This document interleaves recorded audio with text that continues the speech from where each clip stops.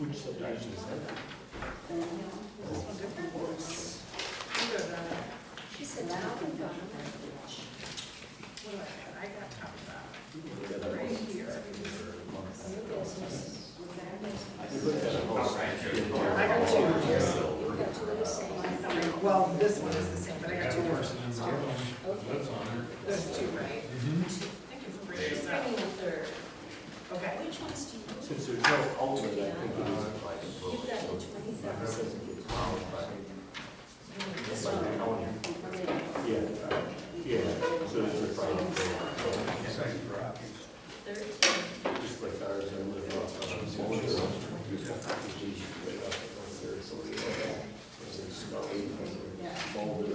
Okay, Mr. Kingsley, which do you have? Because I think you already went out of case. 20,000. Yeah, right. And Donald. Donna's printing out this one. Yes. With it. But what I'm saying is there's no maintenance agreement. There's a lot of that. That's the 20 that goes with this. Yeah, three of us. Wow. Through a little bit. Well, Yeah. That's the, a little bit of the same. it's 13. There's like 6 of us. Right? But at some point, they put down, one of the things that no one's there.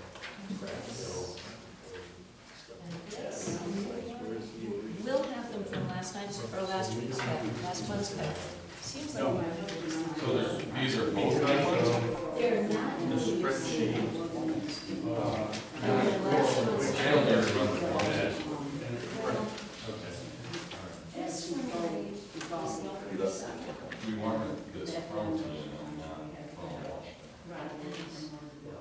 No, they haven't go, we can't do that.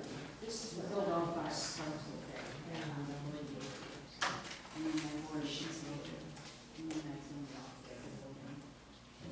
Sure thing. And we all. Great weather. I just wanted to know the amounts actually. But there's no. Seeing that it's after 7 p.m., I'd like to call this a special meeting of the Webster Township Board of Trustees to order at this time. Those of you willing and able, please recite the pledge of allegiance to the flag of the nation. I pledge allegiance to the flag of the United States of America and to the republic for which it stands, one nation, under God, indivisible, with liberty and justice for all. Thank you.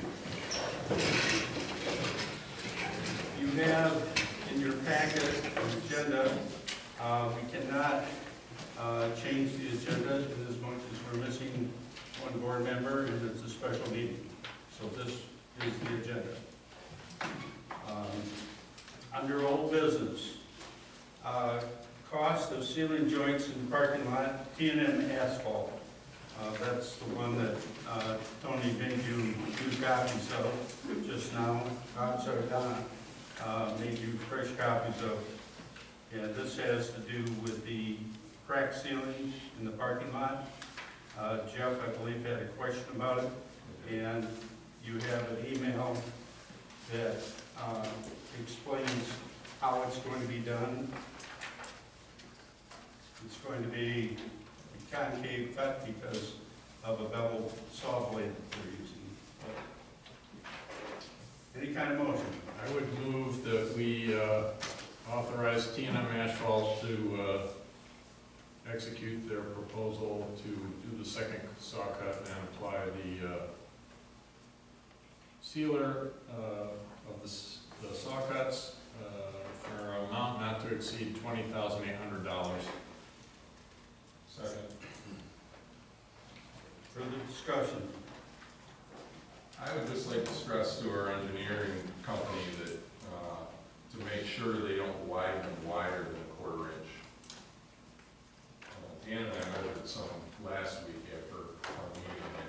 Some of them are 1/4 inch already, so I mean, beveling out the edges, I think is fine, but I don't want us to have 1/2 inch joints, you know, from not cutting that, so we gotta make sure that that doesn't happen. Beveling out the top is good, so we can get rid of chipping, and it gives a way to get the stuff in there, but not widening them. Any other comments? Do you have any concerns about whether that, the top of that seal is changing the profile? In other words, lower than the grade or higher than the grade in terms of anything? Not really. I mean, it's hard to get it to where it's gonna be, if it's lower, it's fine. It's just keeping the water out from going and freezing in there.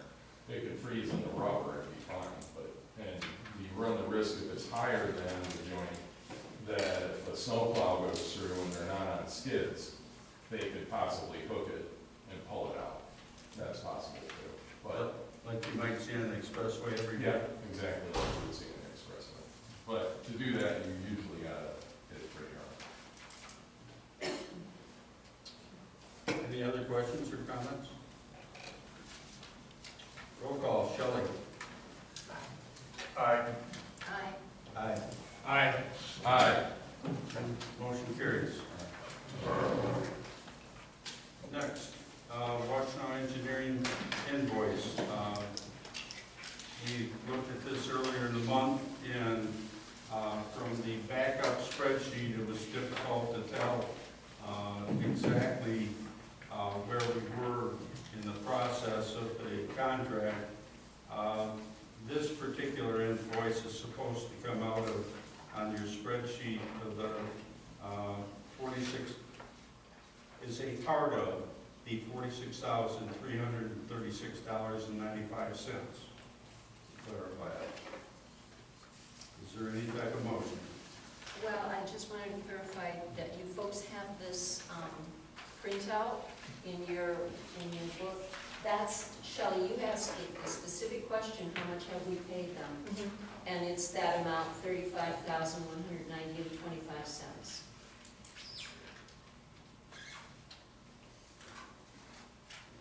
Is there any type of motion? I would move that we pay the invoice for $13,840.80 to Washington Engineering. Second.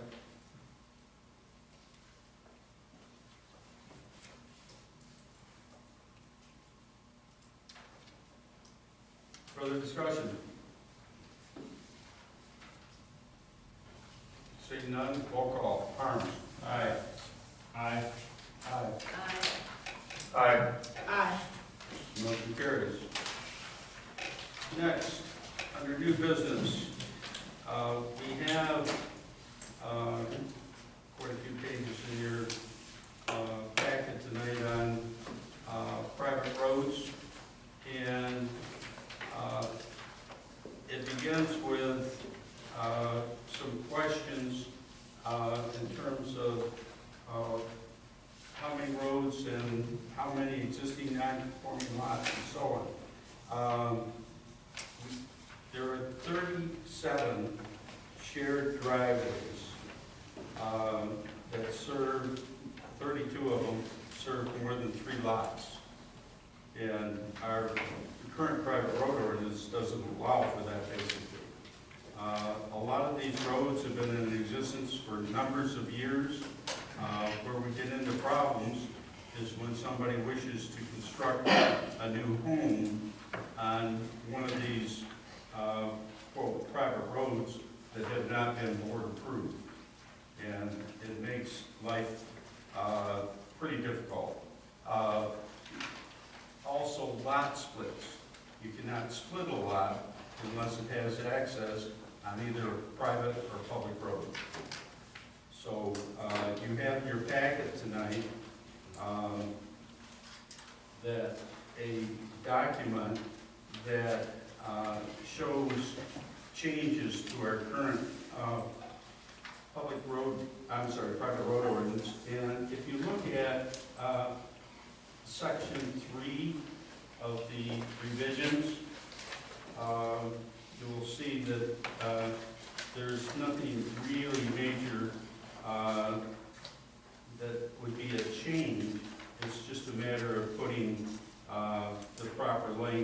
there. And if you look at section 5, it changes slightly, but we expect in terms of a private road. And it also allows the zoning administrator to actually administratively approve any road that is no more than 3 lots and less than 2,640 feet long, as opposed to everybody having to come to the township board and asking for board approval. And that'll be most helpful in terms of lot splits. And then, What was the distance you mentioned? half a mile, 2,640.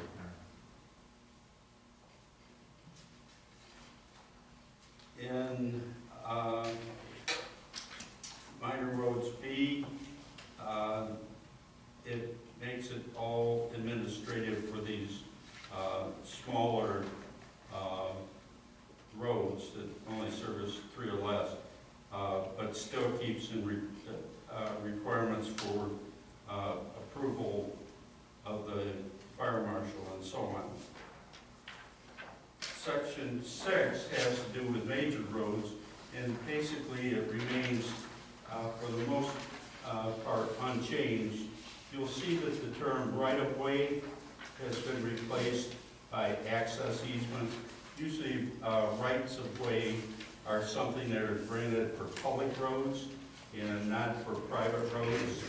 Not that there couldn't be, but almost all of them are going to be easements as opposed to rights-of-way. So it's just a matter of cleaning up the language a little bit. And if you look at 7, section 7, you're going to see that, again, the same language change. I talked to Sri earlier about, on a major road, the communication through the zoning administrator as opposed to what we currently have is the township clerk. I'm suggesting that the application to the board and the permission granted for the private road permit come through the clerk, but that's my own personal suggestion. Section 8, the tables that you'll see later on are major changes, but in this section it's just a matter of saying easement as opposed to right-of-way. Inspection, the clerk isn't going to be making the inspections. It's going to be done by the zoning administrator. Expiration of approval of permits. Again, it's going to be based on when the board approves it or when the administrator approves it. Maintenance agreement. The main change is vertical clearance of 14 feet shall be and should be maintained with the access easements at all times, so we can get fire trucks and boom trucks down through there. Variances, again, for a minor is going to be done by the zoning administrator, but if it's a major, it's going to be done by the board, and I believe that the clerk should be the conduit for the board. And then when you get to table 1, the major change there is that the township engineer can possibly grant material specifications other than those that are listed in the previous notes. And this is what I like. Road detail. The hammer that meets the standards of the International Fire Code may be permitted by the fire marshal as long as it meets the intent of the ordinance. Turnaround is not required for roads less than 150 feet in distance, and down in further in the table, right-of-way is changed to access easement, and then you have all of the tables that we've had in the past.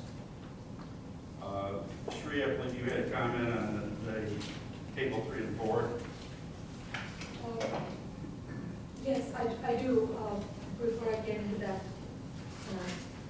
add a little bit. Because I know, I think you summarized both new business items, both the item A and item B in your introduction. But I just wanted to take a little step back and explain why we are here. I was supposed to do that. Okay, then, I will let you do it. I won't steal your thunder. Do you think, should I go over the table 3 and 5 now, or when we get to the discussion of the amendment? Why don't you wait until we get to the Okay. discussion later?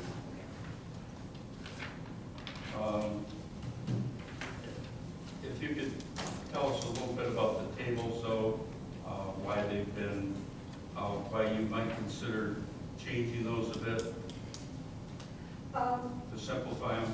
Right, so the simplifying the tables is not what we're proposing at the moment, but when the original draft was put together and the amendments happened in 2003, all those standards were pulled from AASHTO standards that relate to typically public road, and they are excessive for township standards. All those tables talk about multiple speed limits, multiple trips per day, and different types of roads, which is too much information for a resident who's just trying to build a private road.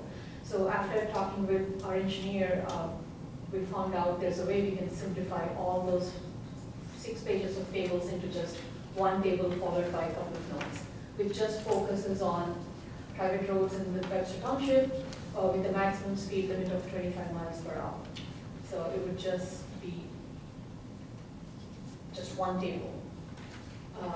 I do have a draft of the table, but that's not what I was trying to get adopted tonight. But I just wanted to give you a heads up because I was excited about that we can just take all those tables and just keep it simple. Okay, questions of board members? You got a lot. You don't want me to go first? I have a lot. Well, I'll just pipe in one thing. I mean, I've got a bit marked up, but one of the things is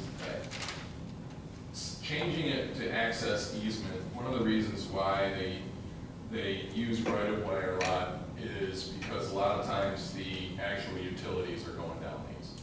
So a lot of times that's just calling it access easement doesn't necessarily do it justice because you're seeing it has a dual purpose. So I don't know if we should change it to access easement or keep it as right-of-way. I understand that when we talk about right-of-way, it's usually a public thing, but that's not always the case. So that's just one of the reasons why they use the right-of-way comment in so many areas. And it's also, access implies just driving to and from or accessing per se as opposed to installing. So that's a big thing that I would have. I'll pipe in later. If I may, I think we can keep it rights of way to address access and utilities, but I would strongly recommend adding a definition that clarifies that the rights of way in this ordinance refers to the private road And access. that's a good idea, just for clarification.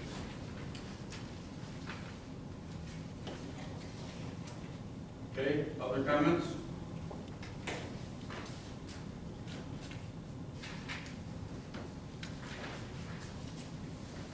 There's a typo on page 7.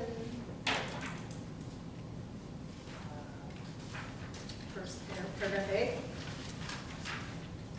It's the last blue sentence. section in paragraph A, the zoning administrator may grant a 6-month extension of the permit if road construction is progressed. There's not a typo, I misread it. Ignore it. I mean, I did put page numbers on top right corner if those are easier to make a reference because the page numbers on the bottom, Yes, it was on page they'll 17, keep but- changing. Yeah, but it's not. I found that very helpful. Thank you.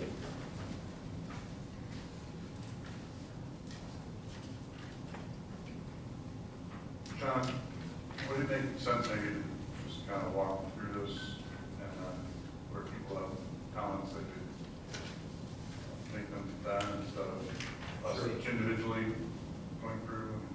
Could I ask you a couple of high-level or questions or comments first? Sri, in your cover memo, you mentioned 3 types of roads. And then in your table just below that, you mentioned 2 types of roads, unless I'm not reading it right. That does not fit with my nomenclature of roads. And then also in the document is mentioned driveway, which is not a road. So we have primary roads, that's defined by the county. We have, or even the state. We have local roads, also defined by the county or the state. So primary roads tend to be paved, or hopefully someday would be paved. Local roads in our community are gravel roads. And then we have private roads, which is an unfortunate name because a private road is actually a public road. You can go on a private road. It's just not maintained by the road. It's not a primary road. And then we have driveway, which is not a road, and from where I sit, because it's not a road, shouldn't be part of the private road ordinance. The high-level thing that I wanted, and I think these things need to be addressed in definitions. So in definitions, we have approved private road is the recommendation, but we all know that there's unapproved private roads. And nowhere does it mention what the definition of a major or a minor private road is, and I'm still not sure I understand what that is. And then I think that this board needs to consider something that's in the zoning ordinance, and that is frontage. And I think we need to keep this in mind when we're talking about this ordinance, because my personal opinion is that a parcel should not be required to have any frontage. It should only be required that a driveway or a private road or a public road abut the parcel. Abut means that the road comes to the parcel, but it doesn't have to go along one of the parcel. So it could be a point. It could be a point. Okay, I think Dan made a viable suggestion, and that is that we go through this draft section by section. Section 1, I think, is pretty self-explanatory. Any questions on it?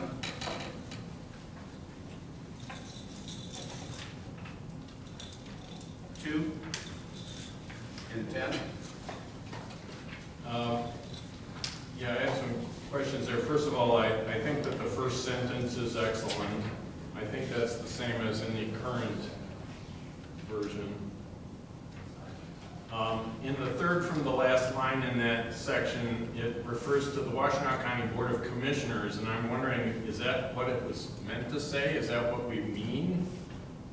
Or do we mean the Washtenaw County Road Commission? I don't understand why the Washtenaw County Board of Commissioners is referenced there.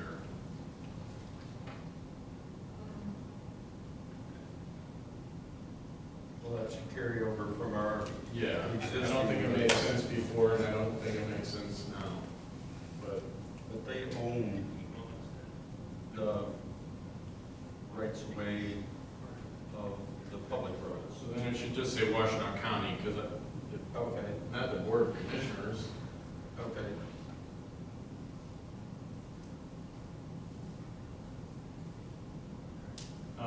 And I would, personal preference, I would probably remove references to the board and just say Webster Township. So in the second sentence, I would say Webster Township. I would say Webster Township finds that access is necessary. In the next sentence, I would say Webster Township further finds.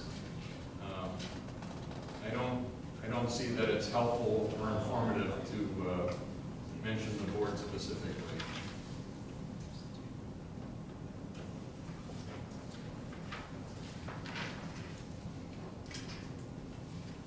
Any other comments on 2? What is when public dedication is desirable?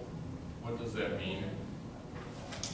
That's when they actually turn it over to the road commission. It's, that's when a private road becomes a public road? Yeah. If it's not. That'll never happen in our lifetimes. At one time, it was pretty common, but today, they aren't accepting it anymore. We went backwards. Yeah. No. They'd like to give us the roads back. Thank you. Any other comments on 2? 3. John, you had a comment that the definitions provided in 5 and 6 are not adequate in terms of what a minor road is versus a major. Well, I personally have a problem with classifying them in the first place. I think we should just talk about public, or talk about private roads. We can say that we're talking about a minor private road because it's 3 or less lots, but it's 3 or less lots today. It might be 7 or 8 lots 10 years from now. Then it becomes a major. Right, not here, it's technically called a shared drive. It's under exact. If I may, I can provide Yeah, some clarification great. of that. So we have, we have public roads, which include local primary and thoroughfare, which means that they are owned and maintained by Washtenaw County. So we can include a definition for that. And then we have private roads, which are essentially, for the purpose of this ordinance, all private roads are, they're the approved private roads. That means that they came to the board, they have an agreement recorded, they have an easement recorded, and they are designed and built to the private road standards for the purpose of this ordinance. But if I understood these tables that you put together, thank you for that, we have private roads that are not approved. Right. So to say a private road is an approved private road is not capturing all the private roads. Those are 2 separate items. What I was thinking is that the first one, clarifies how we refer to these roads, and then the second ordinance is just focused on approved private roads. So within private roads, private road is an approved private road according for this purpose of this ordinance. It's an approved private road that is built to the private road standards and is adopted by the board, has an easement and agreement in place. And then we have a residential, a shared drive, which are essentially an approved private roads. Just so we don't get confused or boggled between approved private road and an approved private road, it's better, it's easy for discussion when we say a private road for the purpose of the ordinance discussion, that it's approved. And if it's a shared drive, that means it's a private road, not maintained by Washtenaw County, but it's not approved by the board. It may or may not have easement or agreement. It may or may not be built to the standards. And then we have a residential driveway, which is essentially just, that goes from the house to either a private road or a shared drive or a public road. So that's the hierarchy. I disagree. Okay. So could we do, when I look at the definitions, now that you're saying that, that makes it a little clearer, could we do approved private road, unapproved private road, and shared drive as 3 categories? And then I know under approved road, we have the minor and major, right? Right. So we could do approved private road and approved private road, which is essentially shared drive, so we don't need to have shared drive. And then we have residential driveways. Any Oh, okay. unapproved private Shared road drive is is the same. essentially a shared drive. So there's driveways which are not shared, and unapproved roads which are shared driveways. Right. Okay, A residential driveway serves only one house. okay, yeah. And an approved private road will serve 2 or more houses, from which the driveways will come off. And then unapproved private roads or approved private roads may serve 3 or more. That's where the categorization of minor and major is coming. The categorization of minor and major is only in reference to the type of permit and who's approving it. It has no reference to the type of the road. So, that makes sense. John? So the zoning ordinance is the document that governs driveways. And the zoning ordinance says a driveway can serve up to 3 single-family parcels. So the statement that a driveway only serves 1 home is not correct. A driveway, according to our zoning ordinance, can serve up to 3 dwellings. Shared driveway. But it's a driveway, it's not a private road.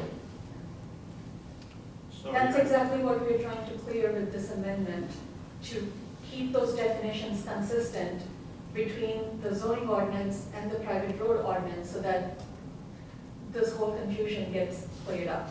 So what we're trying here is to clear the language, not to justify the existing language. Right. So I think, correct me if I'm wrong, but we have a zoning ordinance that says we can serve up to 3 homes with a shared driveway. Provided the. That is outside of the private road ordinance. That's the zoning ordinance. Yes. The heartburn that we're experiencing as a community is where we have a situation where a shared driveway, for reasons that might be different in different circumstances, have allowed 4, 5, or 6 homes. It was never made as a private road, it was just expanded with new branches on a shared driveway. And I think, correct me if I'm wrong, that's where most of our heartburn is coming from. No, the heartburn's mostly coming from the fact that none of those lots have frontage on an approved private road or a public road. Which is why I made my comment earlier. I don't think frontage should be a requirement. I think if there's a roadway that abuts a parcel line, then you should be able to build on that parcel. So what you're saying is that there should be only 2 categories, either, Private road or shared driveway. yeah, as opposed to an approved 3-home. I don't see any advantage to major or minor. It's just a permit approved. It's just who approves it behind the scenes, so they don't all have to come to the board. But there's not a minor one that I can't construe would become major. It could be, That's then our it would have to problem, come because they first. become major as soon as somebody does a split. Right. But if they're gonna make it a private road to accommodate a 4th house, then it's a private road and it can accommodate, we don't limit the number of houses that a private road can serve. Correct. As long as it's no longer than a half a mile. The permits, 2 permits we've issued so far, where they applied for a minor administrative road permit that serves no more than 3. The condition of the approval is that if you ever split the property, then you would have to go to the board for approval and convert, meet the But major. that's a driveway, it's governed by the zoning ordinance. Driveways are governed by the zoning ordinance.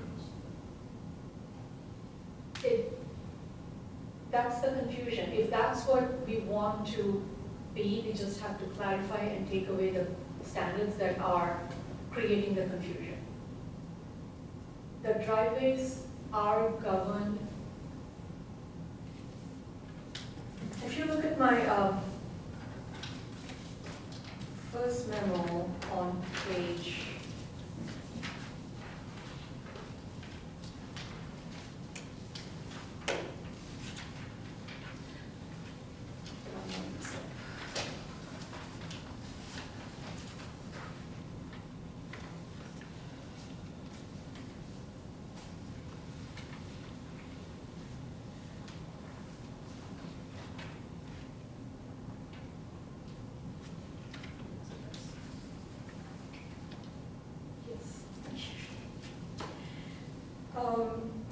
the driveways are governed by Page what of 35? 3 of 35, but I do want to make reference to the existing ordinances too. Because I feel like we are probably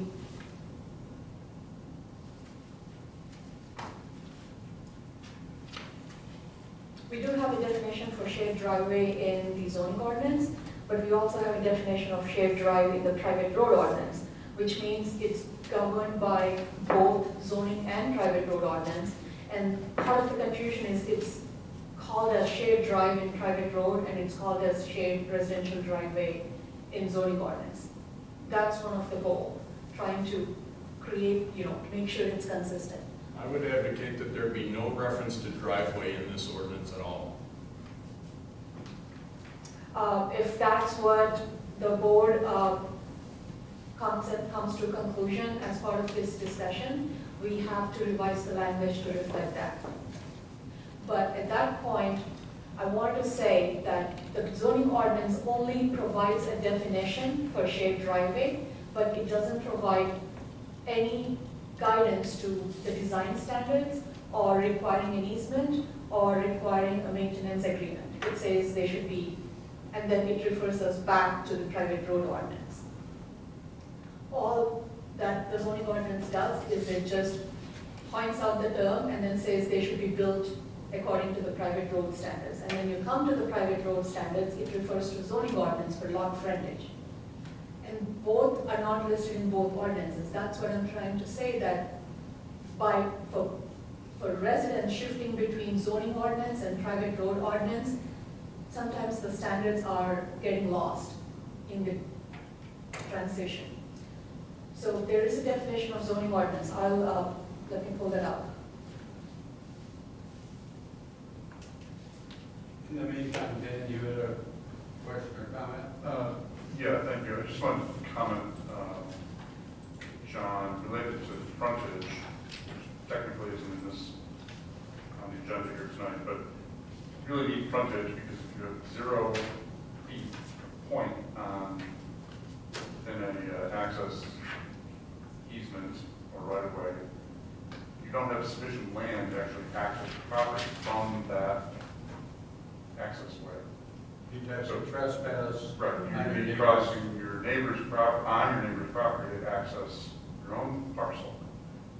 So that's why there is a need for No, you frontage. can have a 66-foot easement that comes to a parcel line and dead ends at the parcel line.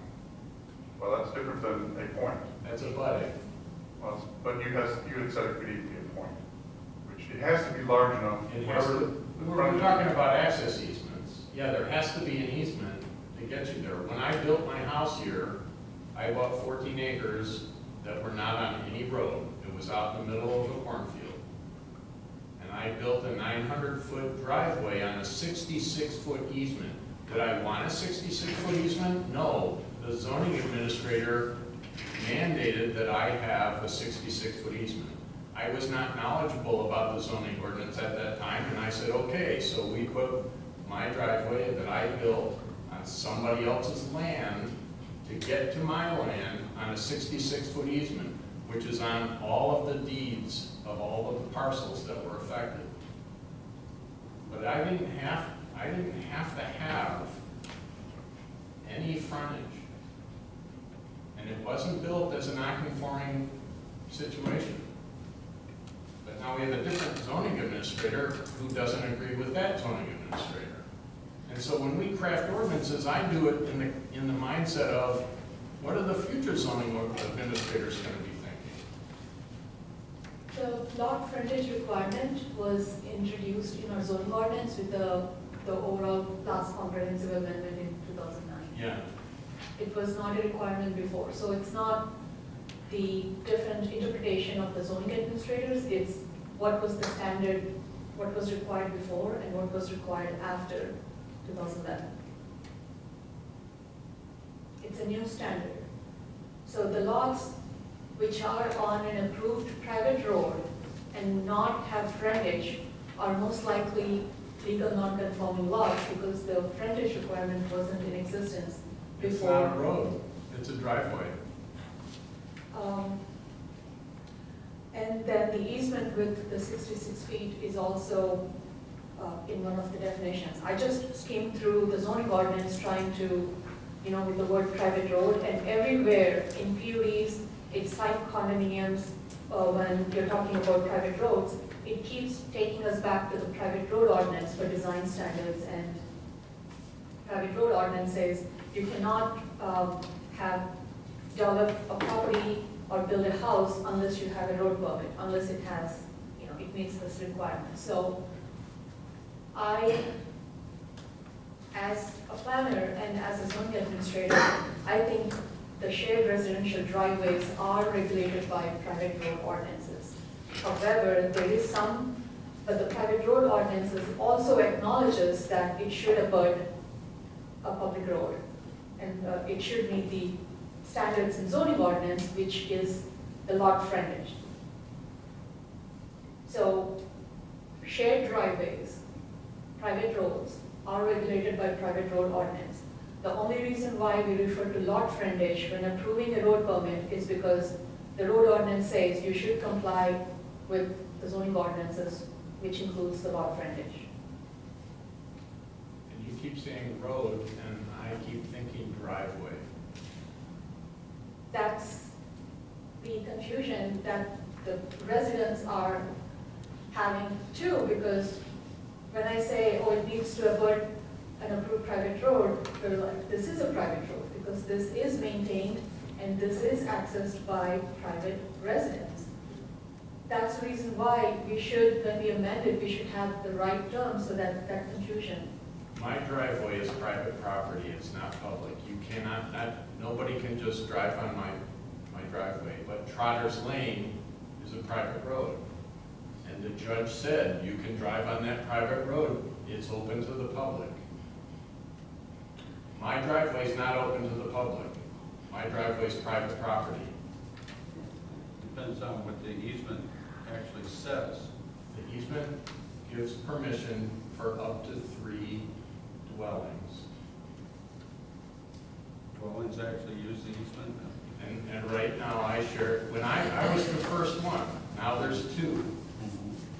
There's 2 other parcels that have the right to get that 3rd driveway.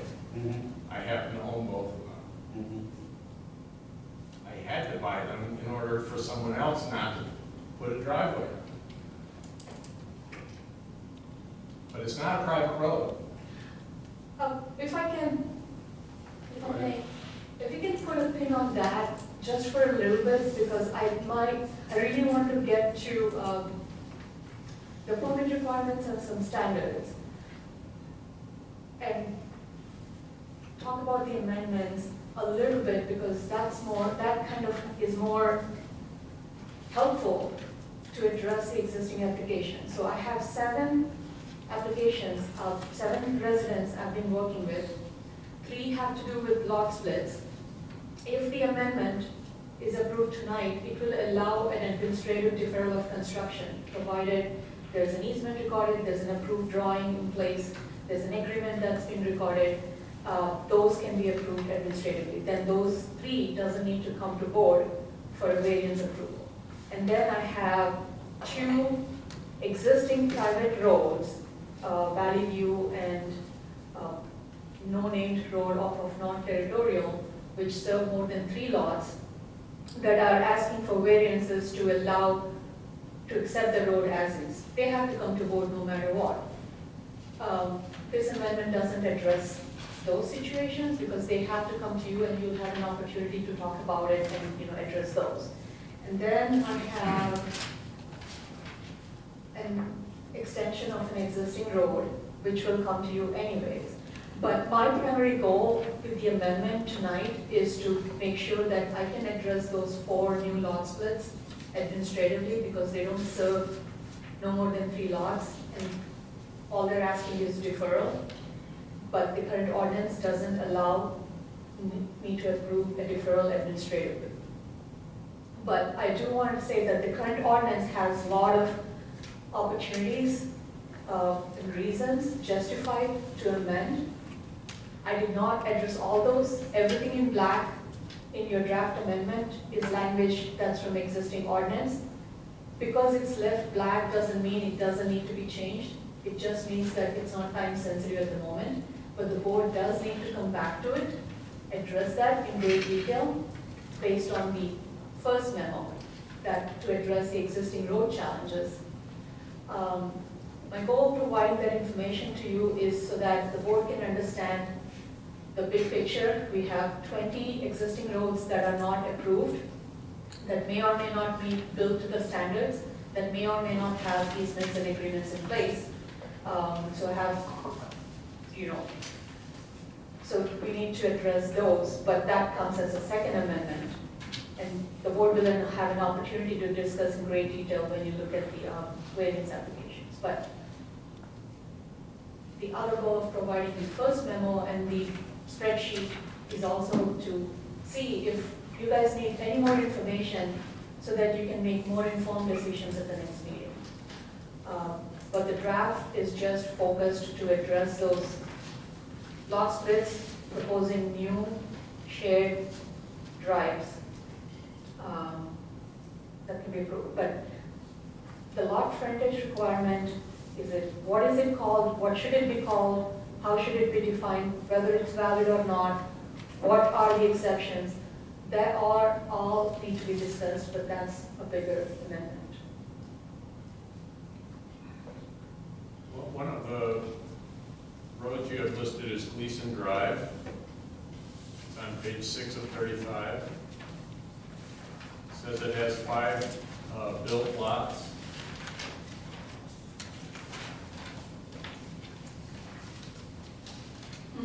Gleason Drive is within the SAD for Scully Road. That road is maintained by the SAD. Okay, I will update the spreadsheet based on that. The spreadsheet is put together based on the information I have in the hard copy township folder. So there might be information missing, there might be information in there, but I will verify the SAD and then update that. Thank you for bringing that. That brings down the number 2219. Gleason Drive was basically, what is that? The one that's private, then public. It's private from, I don't know, 150 feet or something from, Gleason Drive is the way it is because Scully was a public road at the time.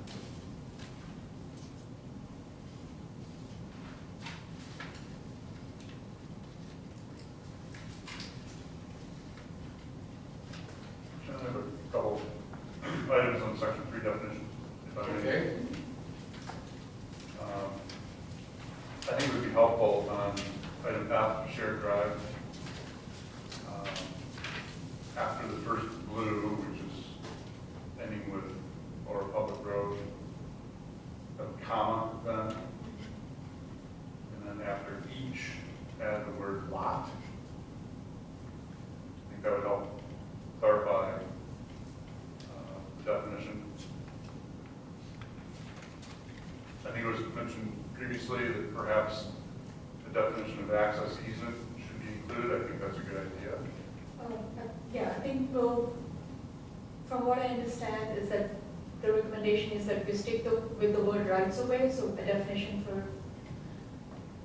But my only concern, I need to verify that, is how is it defined in the zoning ordinance? I want to make sure that it's consistent. So whether it's called an access easement or right of way. The definition. Correct. And then there are references to other items within various sections that perhaps we need to provide a definition for as well. For example, on page 20 of the packet, there's reference to gravel roads within the road detail table. So I don't know what that means in the context of road detail, private road, gravel roads. So we need some clarity around that. And then, Why do we even have to differentiate if it's a private road? Why do we have to call it a gravel road at any point? Some of the private roads are paved. Yeah. I think, The only difference is the width of the easement. The road surface remains the same. well, that's a good question. I'm just wondering whether it should be defined, and if it isn't necessary, then that resolves that. But same thing in table 5 on page 22. There's reference to local street and residential collector. Street, I assume. So I'm sorry, where are you? I'm on table 5, page 22. And of course, typo in collector. But those should either somehow be defined so people know what we're talking about. I think when we do the second one, I do have a draft table that replaces all those tables and take away all the unwanted references, because we don't have rural or residential collectors, we just have collectors. But I will add it to my notes. Okay, so if there's reference that is remaining Right. in the regs, then those should I'll have take it separate. away. Sure. Thank you. Street, I saw on your computer screen an abbreviated Table? a couple of tables. Yes. And is table 7 incorporated into any of that? Number of trips per day? No. I think the way I was looking at it is if it's a minor road, then it should have 40 feet easement, or if it's major, if it's like 66 feet. It has no reference to number of trips, because the number of trips is also, after talking to our engineer, has no bearing on our design standards. So you're saying that when you revise these tables, you might just take out average traffic value? Yes. Okay. Because ours are smaller roads. Yeah. Those are in reference to local collectors or, county roads and such. Because one house generates 10 trips per day. So for some road to have 400 trips per day, then it should have 40 houses. That wouldn't be a situation, then it would be a site condo and it's regulated by others.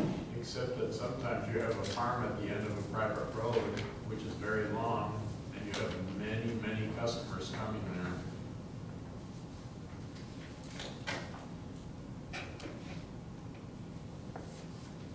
There's a reference in here on page 20 of 35 about international fire code, which we have not adopted. We have two experts dealing with how roads work with fire trucks here tonight. Do either of them have any comment on width of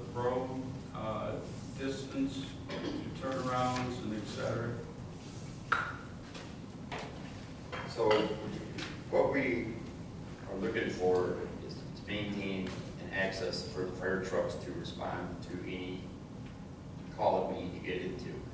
So anytime that we have a width and height restrictions, that cause slowdown, and or we may not even be able to get to the scene.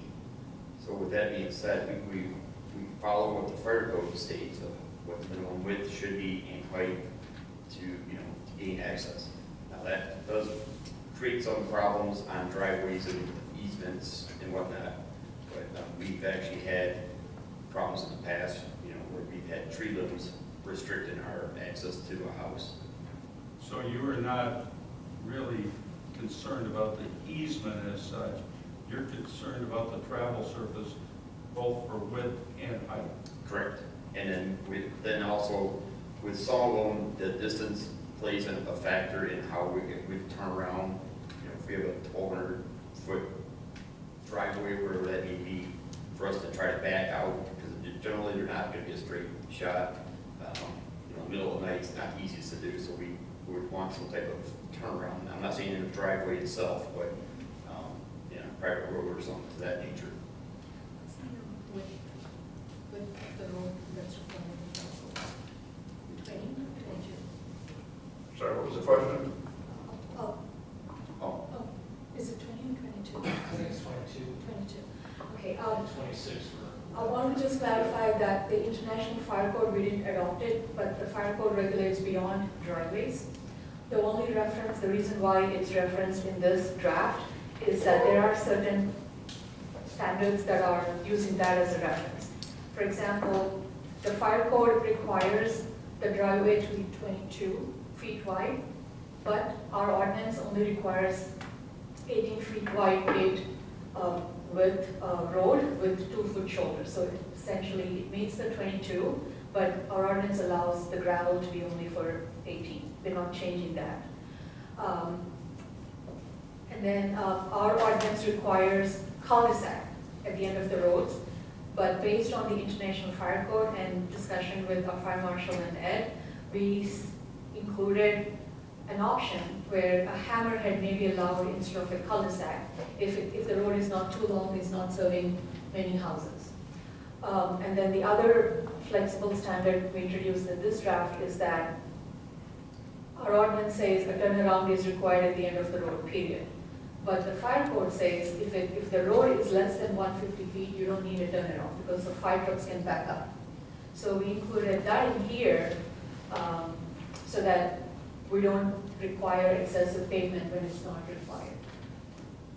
So that's the only reference to fire code in our private road ordinance, is to provide some alternate options to allow hammerheads and to allow a different pavement width as long as the effective width, including the shoulders, is 22 feet. And we included a standard that talks about the vertical clearance because it wasn't addressed before. If you're driving a fire truck, do you prefer, if you have to turn it around, which eventually you'll have to, a cul-de-sac or a hammerhead?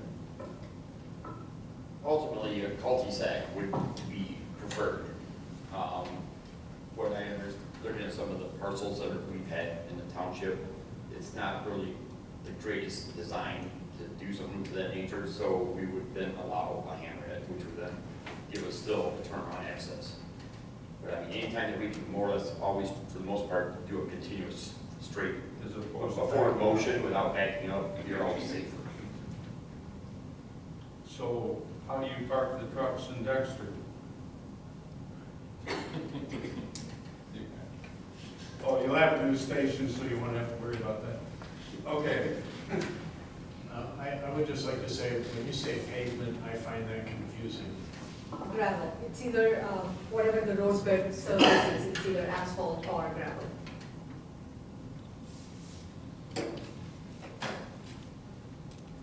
And which fire, there's more than one fire code, isn't there?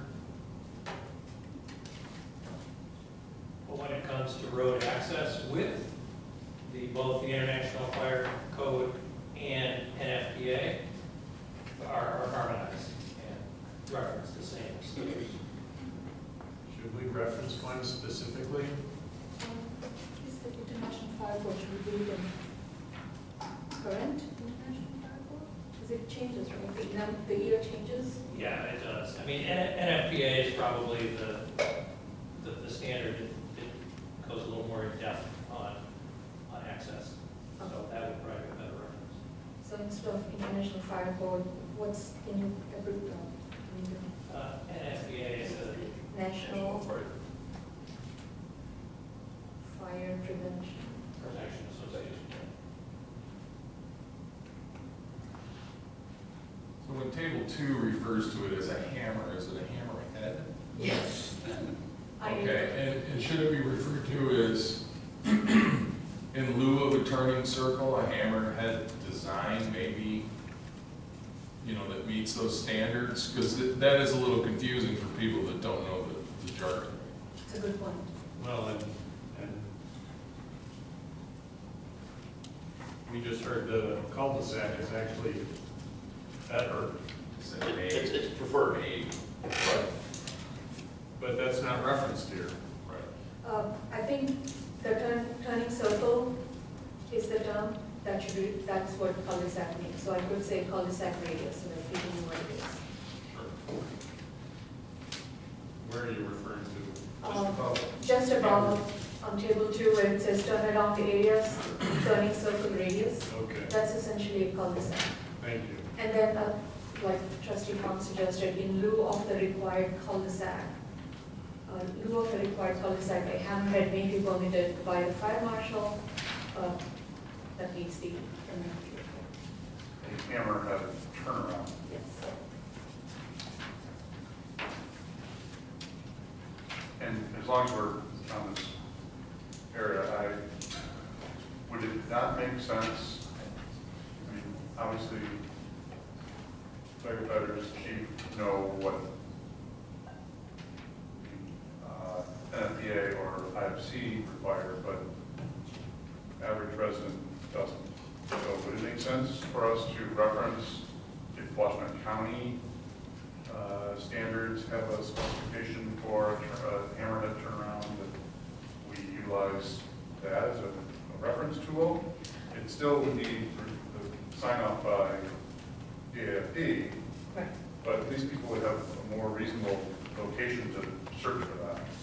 We are, I was planning on including that image in the draft so that, you know, because then make it, so it will have the draft, the next amendment I was going to include it, the drawing, but we've been providing handouts to the residents that shows the dimensions when they're proposing one. But that's a good point, that's definitely on the list of things to do, to include a diagram in the ordinance itself so that they know how wide the hammerhead should be and how, what are the radiuses are. Wouldn't that be included in the engineer's report?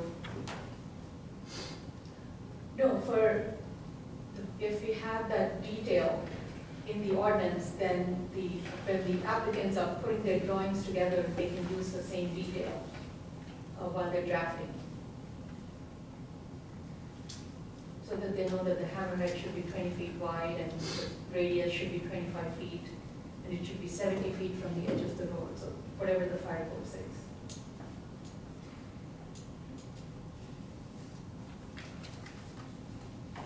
Okay, where did we leave off in terms of sections that we were reviewing? We were on 3.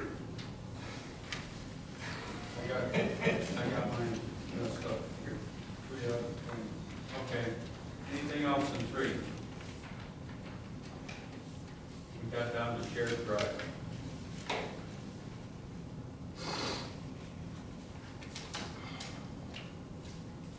Sri, is there any difference between a shared drive and a minor private road?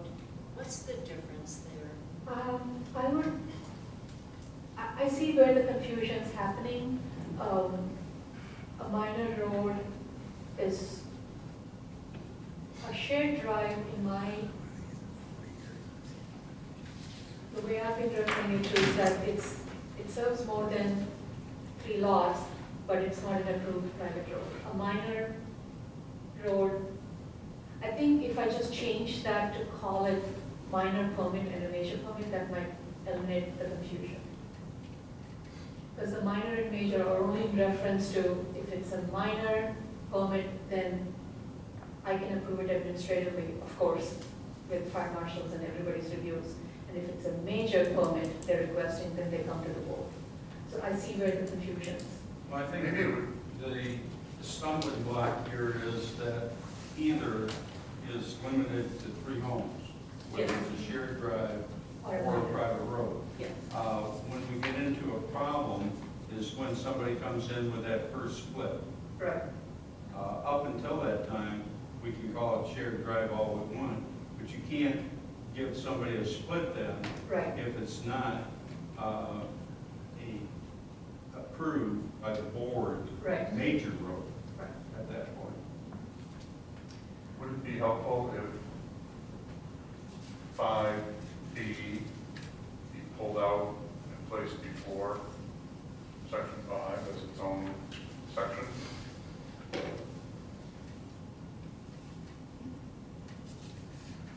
Just for consideration.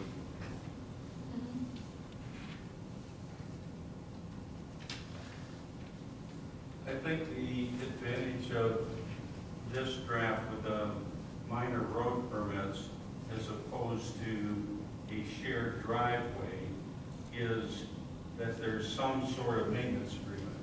We don't have any requirements in our zoning ordinance for a maintenance agreement. And the problem becomes when that 4th house is applied for or a split is applied for, who's going to pay what? A little bit like the Todd's Drive extension. The guy that wants to get his home built on the last lot, or potentially the last lot, then he's found without any explanation of who pays for that extension. If you have a minor road and you have a maintenance agreement, it'll have to be modified, yes, but at least there's a structure in existence. On a shared drive, you may have an easement, but the easement is probably going to say ingress and egress, as opposed to utilities.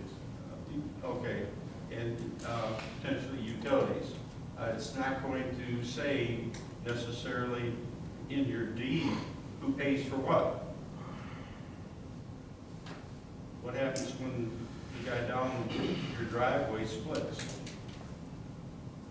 Well, I can tell my whole sob story if anybody wants No, to hear it. no, we don't have. The reality is I built my driveway on somebody else's property, and I sat at that person's kitchen table and tried to get them to agree to a maintenance agreement, and that was never, ever going to happen. So before you bought So the- I maintain it myself, Mhm. and And well, and based on my due diligence, I knew that I was gonna have to maintain it myself, even though it didn't belong to me. Mhm. But do you want to put the next person in that position? Somebody else can do their due diligence and make a different decision.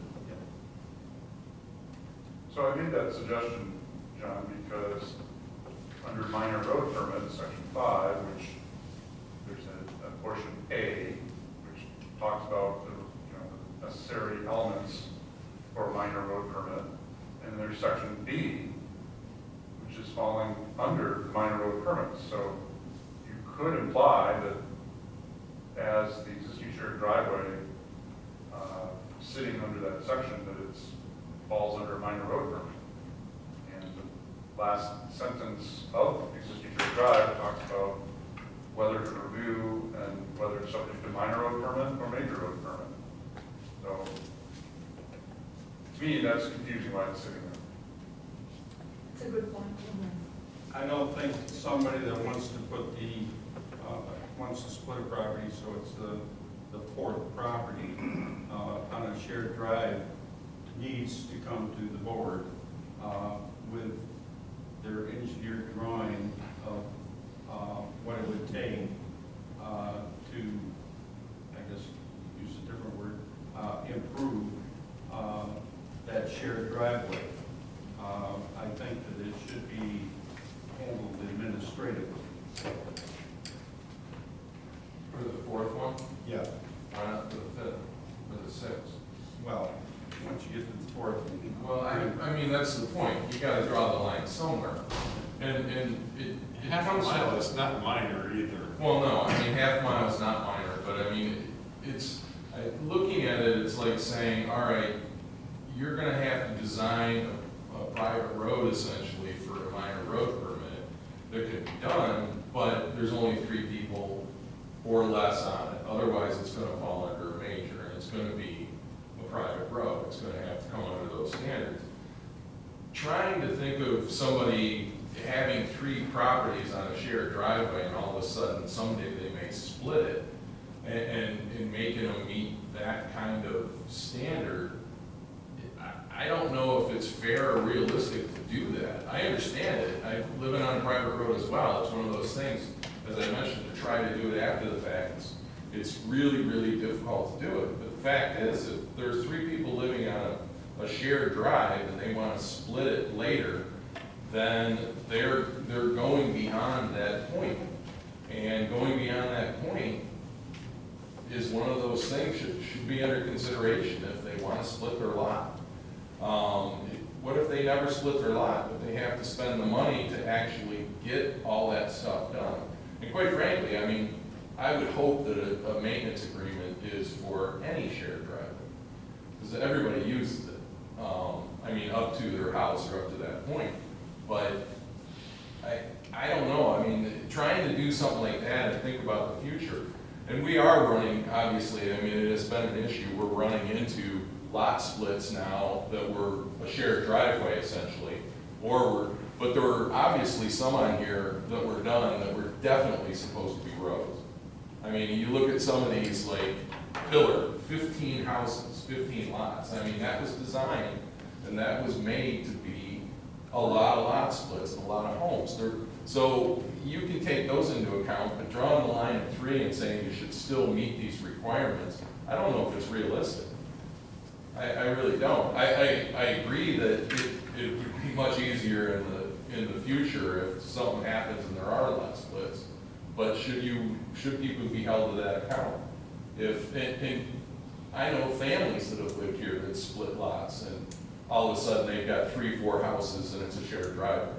It's the same. It's fine until the first person. And it's fine, exactly, it's fine until the first person sells. But if they had 3, it still falls under a shared driveway. That's the difficult thing. I think they're trying to meet more difficult standards for 3 than we should be. If we follow the zoning ordinance, it says maximum 3, we shouldn't even, there's not a fourth split available. There shouldn't be a fourth split available. Right, unless it becomes a private road. Exactly. Agreed. Yeah, the definition of a shared driveway is no more than 3 lots. Right. So then you need to transition from a shared driveway to either minor road or major road. Right. It's just a private road. Well, Really, the only difference between minor and major is if it's approved administratively or if it's approved by the board. So basically, what you just said is all private roads need to be brought to the board with full engineering review and fire review and so on. I think so, and I think that that is in strong alignment with this township's history of wanting to protect rural character and the land preservation that we've been spending taxpayer dollars on.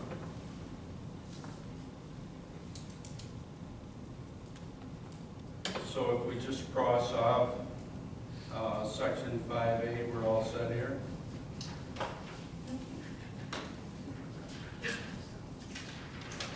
I don't. Isn't that why Sri has brought us here to set up a situation where she can administratively approve these little creations or whatever, and she doesn't have to have the resident come back and forth to the board, because we only meet every month, and put them off and put them off and put them off.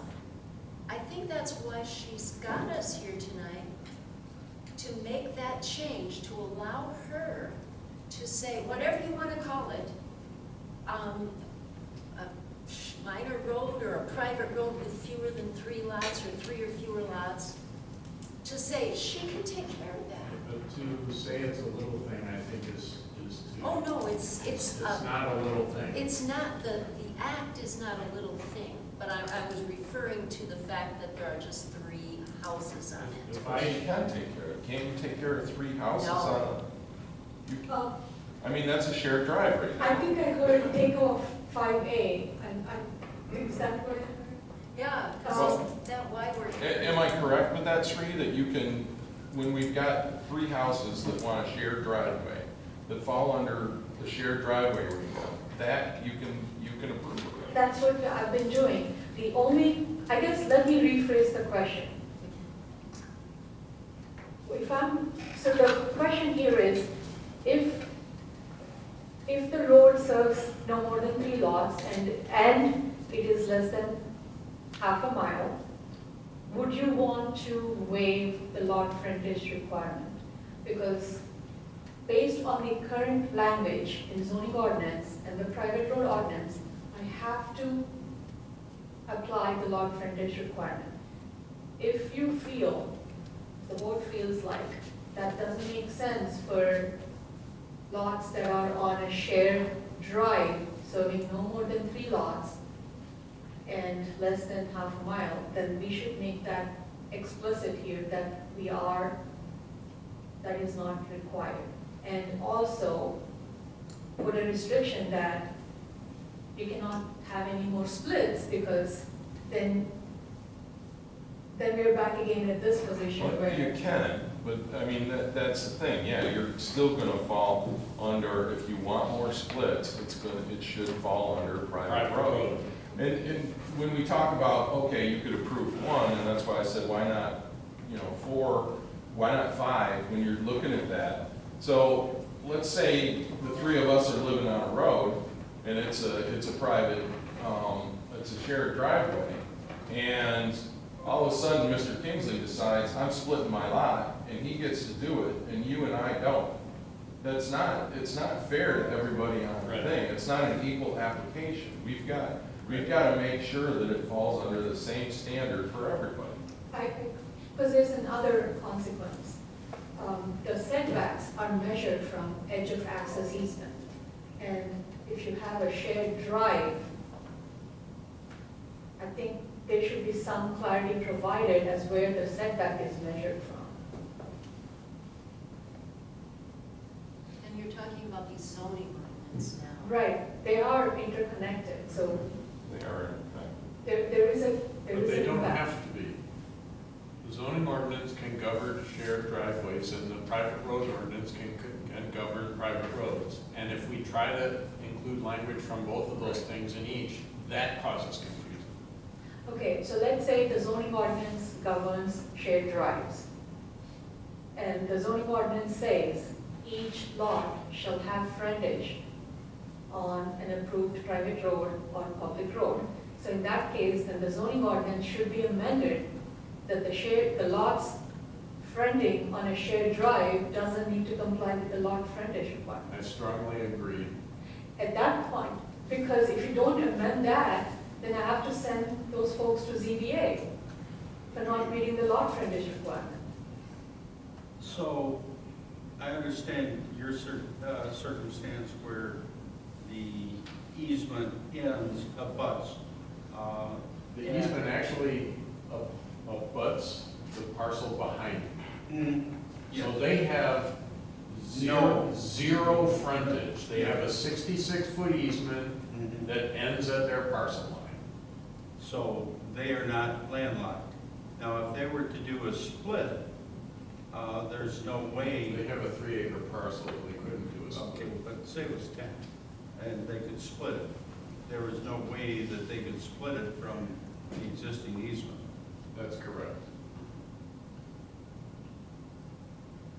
That's correct, but there's 900 plus feet of driveway that splits could happen off of. But because it's a driveway, only one more dwelling. To go on. And then if two people wanted to build homes, it would have to be a private road. Right.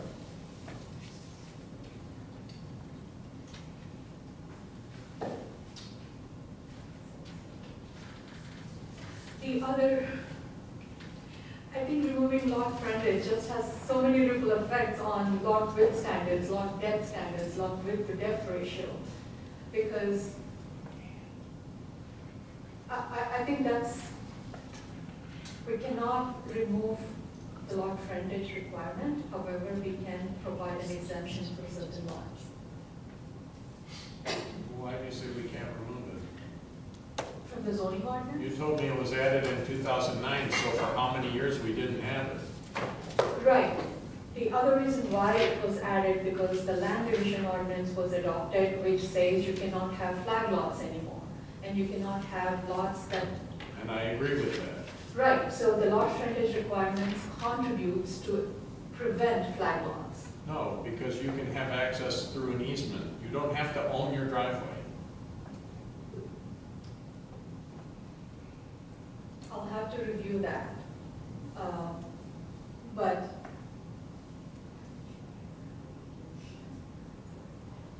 so are you suggesting, I mean, I get what you're trying to say, that if it's a shared drive, then the lot frontage shouldn't apply to them. That's what I'm saying. Right. So if that's what the goal is, then instead of eliminating the lot frontage standard from the ordinance, you should just provide in here or in the zoning ordinance that if it's a shared drive not serving more than 3 lots, then the lot frontage doesn't apply, but no further splits will be approved, because if somebody decides to split, then we are again here trying to convert that into private road so that they meet the lot frontage requirement, and we're starting over. If somebody wants to build a 4th house, they need a private road. Okay. I don't So think you can permit or tell people they can, but it's the fact that They have to comply. meet the standards. yes, so I guess then that would, if we go to page 13 and look at the section T, and look at the shared drive setback, we can say, we can eliminate that have the minimum required frontage. I don't know where you're directing Oh, us. sorry, page 12, Section 3. section 3, definition for shared drive. That points out that the lot frontage is required, so we need to revise that. I would say shared drive, see the zoning ordinance. Okay. Because this is a police power ordinance, right? Right. Then section 4A on the same page says, every lot in Webster Township shall either abut a road dedicated to the public or a private road, which meets the requirements of this ordinance. So every lot includes the lots on shared drive as well.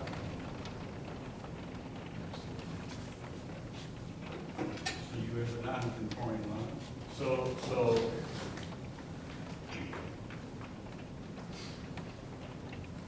So I have some notes in the margin on that, section 4A1.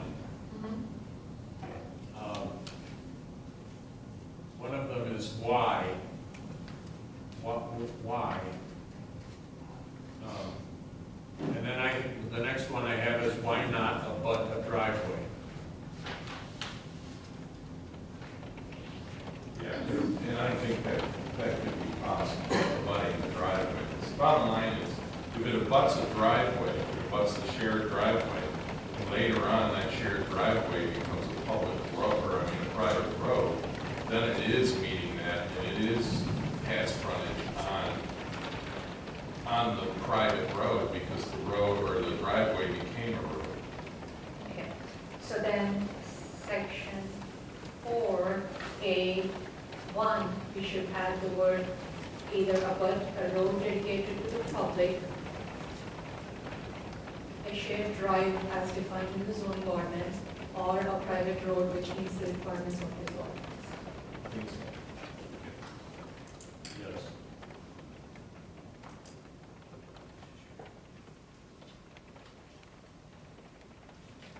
If we make those changes. But it doesn't have to be a shared driveway, I would just say driveway.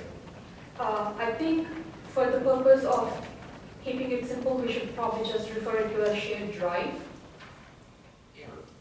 Because a driveway only serves one house. The first time, a driveway can then become a shared driveway. Yeah, it can. Shared drive. So you have driveway that serves one house, then you have shared drive that serves no more than maximum of 3, and then you have private road that serves more than 3. So since we're on section 4, section 4D, it ends with public health, safety, welfare in accordance with the purposes set forth in section 1 here. What, are we talking about this section 1, which is just a short title? That doesn't have anything there about No, anything? it should be section 2, the intent. Okay.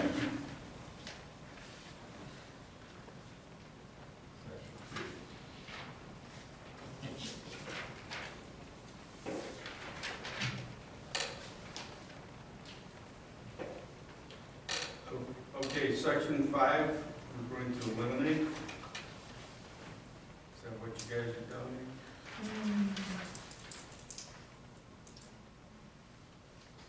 The shared drive covers it? Then I have a question.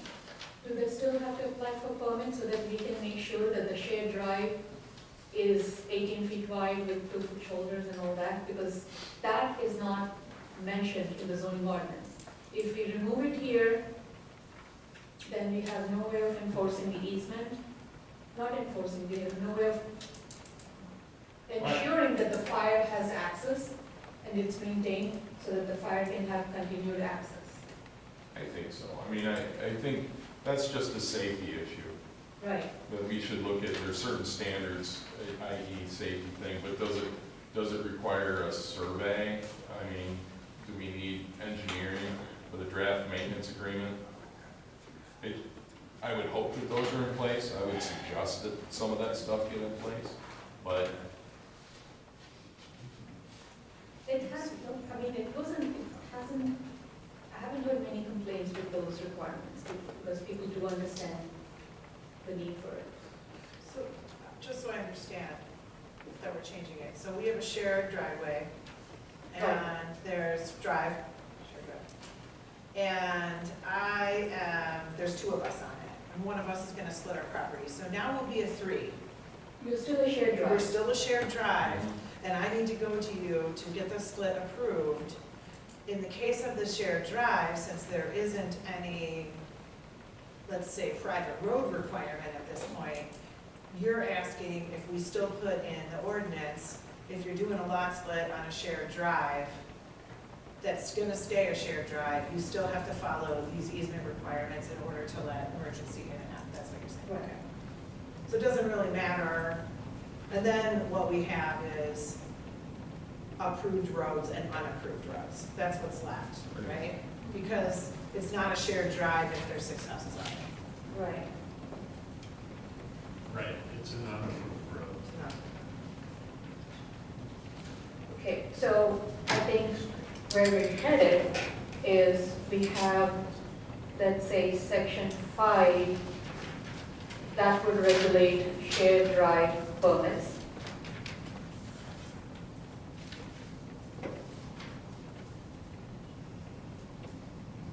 And then we have section 6, let's say, that approves,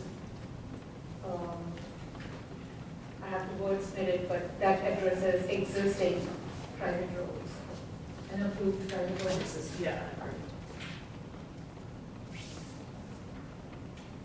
Which is 5E. And then we have section, the next section, private road.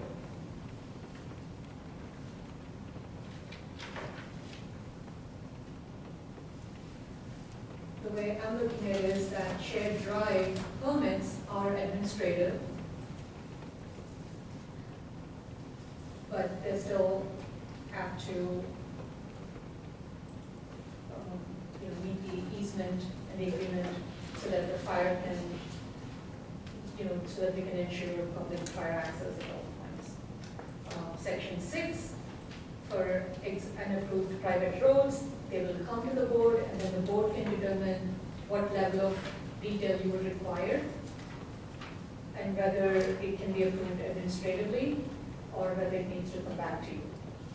And then we have private roads, which essentially follows the existing procedure in the ordinance. So, Sri, I'd just like to bring up, I mean, we talk about these, bringing it to the board, then having the board review it. The bottom line is that it should already meet most of the standards, if not all the standards that We we don't have know. on here. So that's why I put in B4, a review of the current conditions road completed by the fire marshal. I didn't put it in here, but it's in my head. Fire marshal and the township engineer, whether Right, I it mean, provides. if we have a list of what the standards are, unless there's some reason that we're making an exception on it, it's not something that we need to talk about, and the property owners don't need to waste their time. Okay. I mean, bottom line, come here when it's prepared and ready to be reviewed and signed off on. That's what we need. I think we can probably, if I'm okay, that is not as time sensitive as the other ones. So I'm okay if you want to put a pin on it, I come back to you with more information so that you can make an informed decision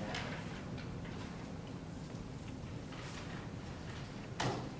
But until we make a decision, if you just acknowledge that they exist and they come to you, at least that way, like Valley View or existing, they still have to come to you for a variance. And then you would determine whether, how much detail you need, so, okay, I think that's okay. I am taking notes, I will summarize at the end so that you all know what the changes are. Okay.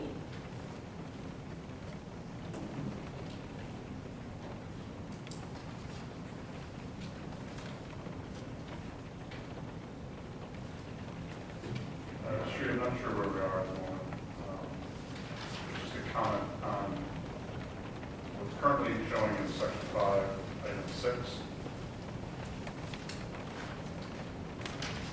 Yeah, I'll revise the numbers accordingly, but I think, yes. I get it, I just have a comment with so item 6 is showing that the applicant shall also pay to the zoning administrator. I would suggest that should be to the township. Oh, yes. Yes.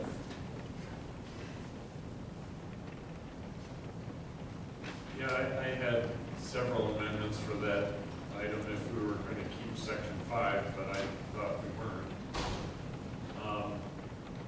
What I proposed is the applicant shall also pay a fee for the road permit. I don't think there needs to be any reference as to how the fees are established in this ordinance. You have the fee schedule that's approved by the township board, which is $100 minimum plus $30 for every lot it serves. This board needs to update the fee schedule, but I don't think that needs to be referenced in this ordinance personally. Because otherwise then we're referencing fees and how they're set in everything, and that's not necessary.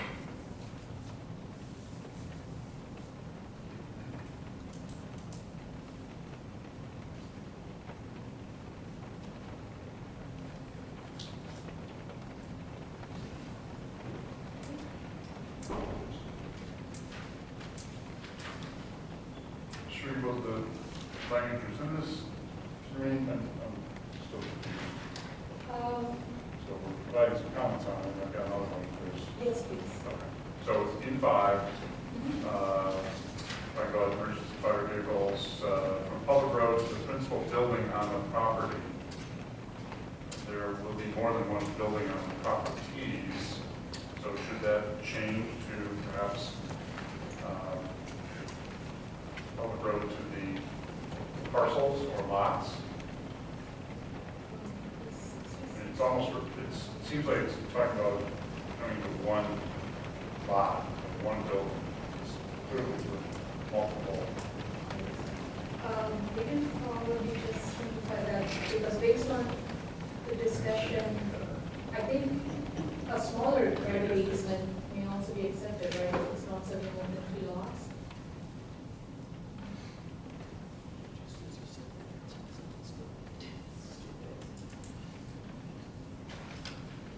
Well, we want the right-of-way or access easement.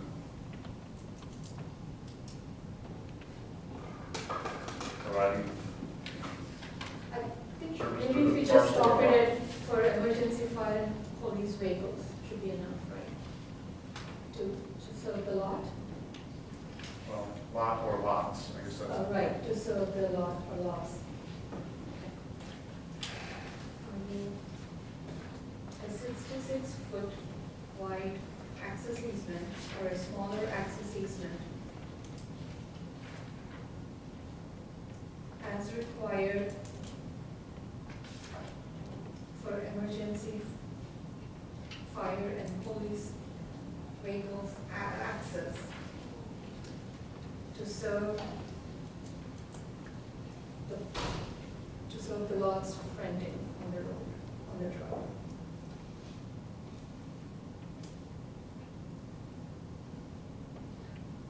Or we can just call, just like we have item number 4, we can just say an access easement to cover the access and utility.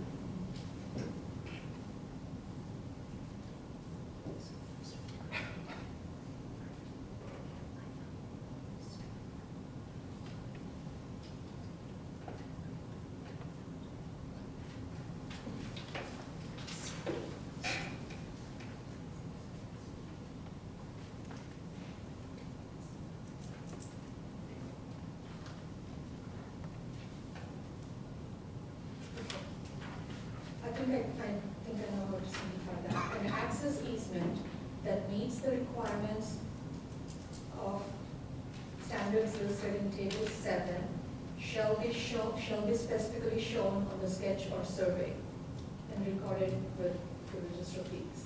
So we're not getting into too many words, we're just saying that you need an access easement that meets the standards and you should show it on the plan.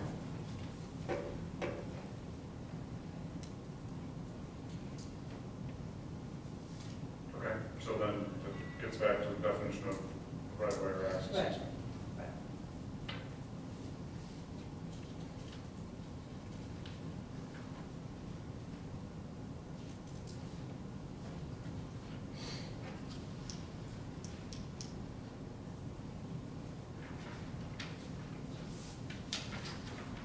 Okay.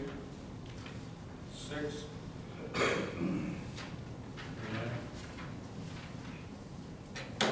So on the first sentence for section 6, I would suggest it reads, private road applications shall be delivered to the zoning administrator and shall consist of the following information. Or in your case, were you thinking it should go to the board? Well, I think anything that goes to the board should be filtered through the clerk, because, So I'm not going to address that in my recommendation here, Okay. but I just think that the sentence is a lot simpler if it simply says, private road applications shall be delivered to, fill in the blank, and shall consist of the following information. I don't think there's any need to mention it's for new construction, because it might not be for new construction. Right. We'll just take away the added, the blue underlined text. Well, I would, right in front of the word shall, I would put private road applications, and then you can eliminate everything else in front of it. Oh, not applications for road permits, okay, private road applications. And then it's up for debate whether or not we burden the clerk. Well, I'm very sympathetic to it at the moment. Well, my feeling on that is that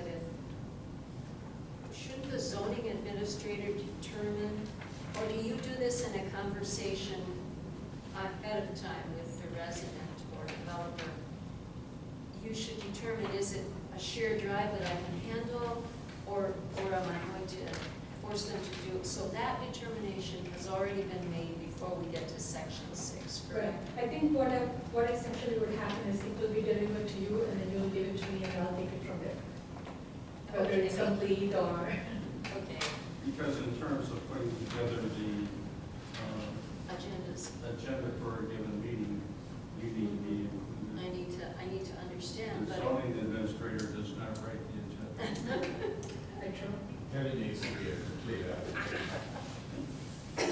yes, needs to be a complete application. And Sheree has to already have determined that whether or not she can take it. Right. Okay. That it's a private road as opposed to private. Okay. Anything else in 6?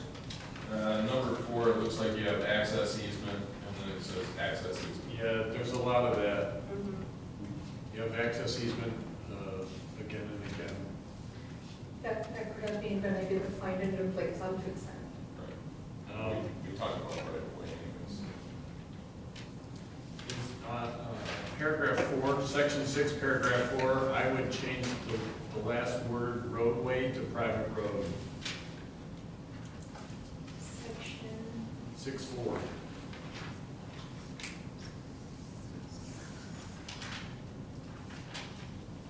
I don't know, maybe it's fine. 6-4 on page 14. Correct. Okay. A complete statement of all terms and conditions. Is that what you're looking The very last word, I was going to suggest that be private road instead of roadway. at? Okay. Right before the parentheses. Okay. So number 7, And then in keeping with my previous comment about fees, in number 5, I would cross off resolution of the township board.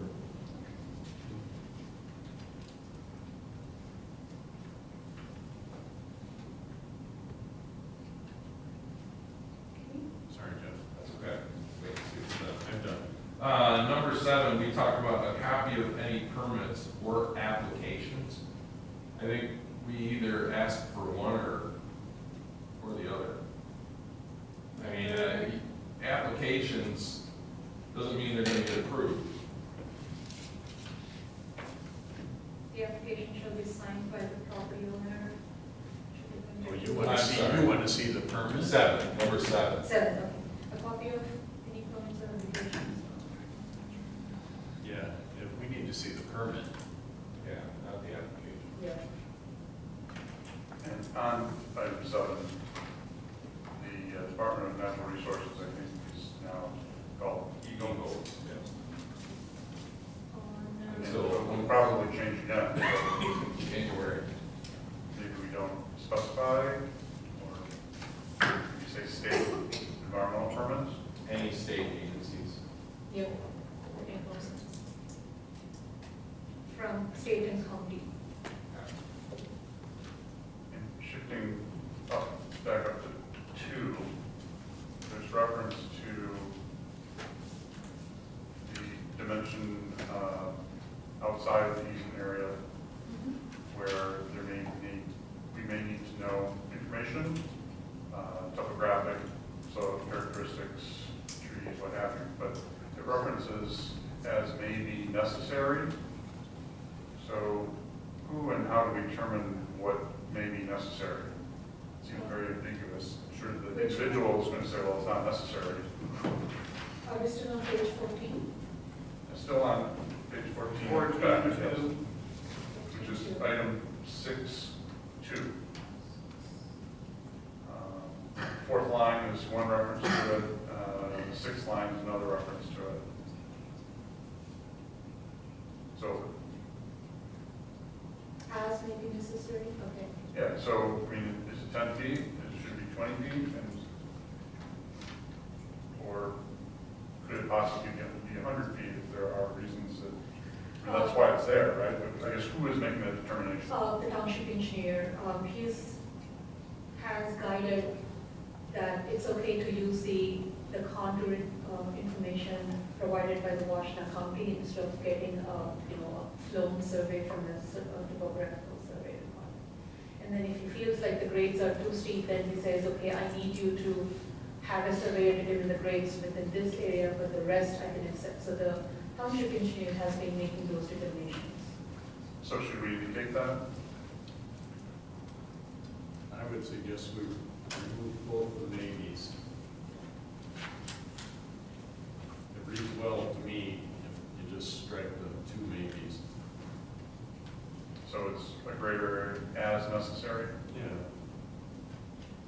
Well, it's still a determination. Who is making that determination? So if we specify it's the township engineer, then it's very clear that the township engineer has to review this and may say, well, I need to have greater information. Makes sense. I can say that the applicant shall work with the township engineer to determine the level of detail required for topographic survey. Well, it's for other things beyond Level- simply topo. It's soils, wet, trees, streams. Yeah, and we're, with relation to that, I don't want it to be kind of a crapshoot. I want us to have an example of what they're looking for. On a side note, Ted our engineer, has some provisions to simplify that because he thought Yeah. there is a lot of information which he doesn't need, but somehow it just made its way there. The reason why we didn't open that kind of forms, because, Right.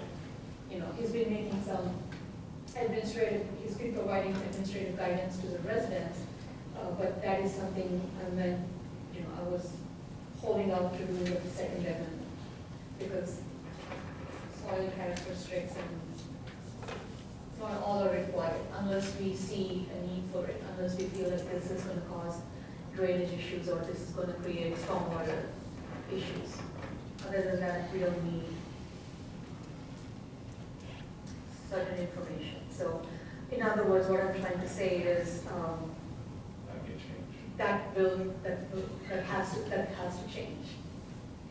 Yeah, and reviewing all that stuff too, I mean, that's another thing. We should give examples of exactly what we're looking for. And, I mean, if he can pare that down and limit literally what we're reviewing as far as, I mean, for cost-wise, anything that we get reviewed, the more we review it, the more expensive it gets. And we don't Right. want, we don't want our residents paying a ton of money for that either. Right. I mean, if you recall, when we met trustee Hans, that fire marshal and Ed, we all met, we did talk about that, and he was going Right. to simplify the application requirements, because if somebody's, like, if we go to same page 14 and 9, where they talk about secured entrance, talks about landscaping, Right. it's excessive. So there is, So that'll get pared back. right, Okay. like I said, there's a lot of existing language that's left untouched. It's just been reserved for the Second Amendment. But it doesn't mean you should hold back on your comments. I will take those comments because they will be helpful when we prepare the second draft.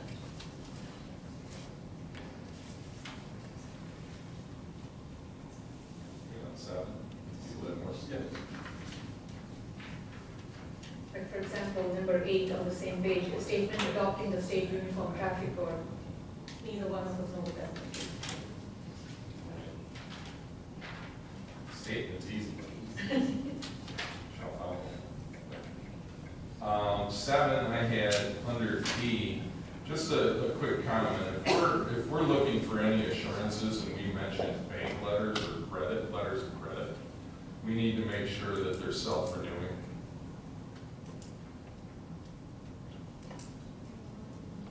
So we're looking at page 15, section 7, item D. Correct. The township board may require that the applicant deposit with the township treasurer a sum of money, a bank letter of credit, or certified check. You're essentially, Renewable, a sum of money, bank letter of credit, or a certain, I think it's just the renewable, automatic renewal only applies to letter of credit, right? yes, that's the only letter of credit. So we can say a sum of money. If we're looking at assurance, I mean, if it's an assurance bond, it would be, we would have to look at that too, but, yeah, any kind, I mean, these are assurances that we're talking about. I will add that as a note for the draft.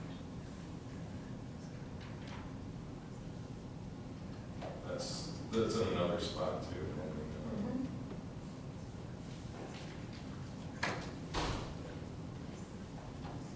Anything else in 7?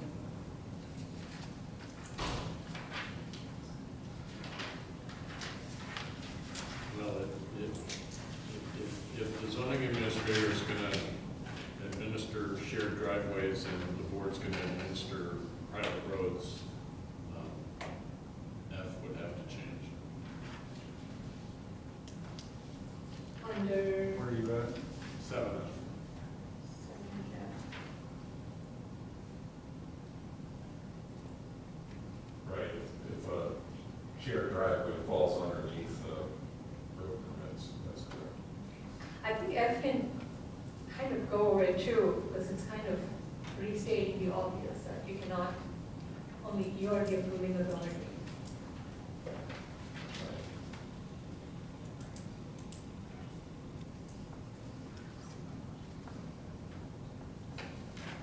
I agree.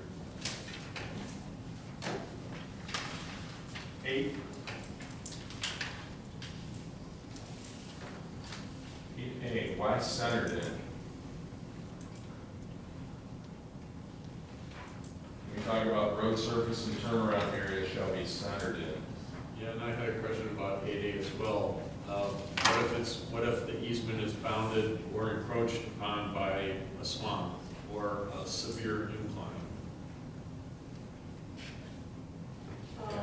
Then it would make centering it. Yeah, And what difference does it make if it's centered or not? that's kind of the question. I mean, a lot of our roads are centered. think it matters. A lot of them aren't, and some of them specifically aren't centered because that gives room for utilities and stuff to come up the other side. For drainage, I see that you need adequate room for drainage and maintenance of a road, but it doesn't necessarily have to be centered. Great. I think that was also, It should be generally close, because otherwise you would then potentially have a situation where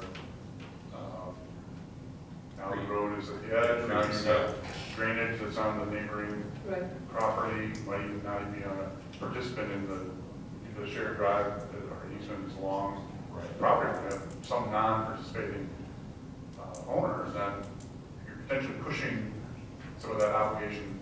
Right, so you wouldn't want it to be on the edge too. So, well, true, so I would think we want it centered unless there's some, Finding reason not to. rational reason, Like a big oak tree.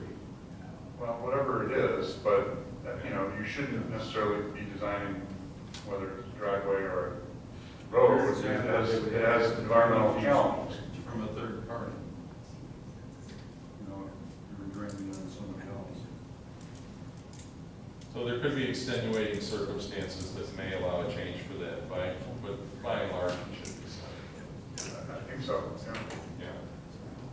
Yeah. so then that would be the roadway surface and turnaround area shall be centered in the access, generally shall be centered in the access easement unless there is a conflict with natural features or other unavoidable Unless, you could just say unless there's a conflict. conflict with. I like natural features. What else would it be? I mean, telephone poles. I said swamp and incline, he said tree. I mean, they're all. What if they already got electric running back there? And other utilities.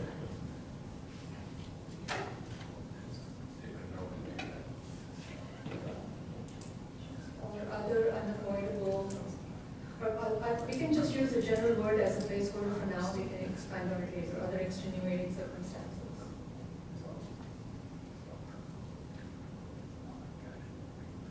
Okay. Anything else, Nate?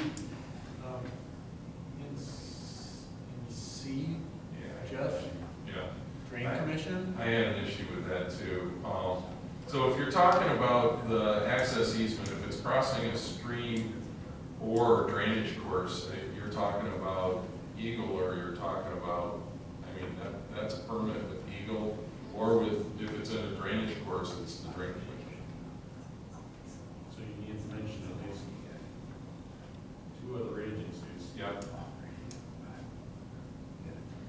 Good luck with Eagle.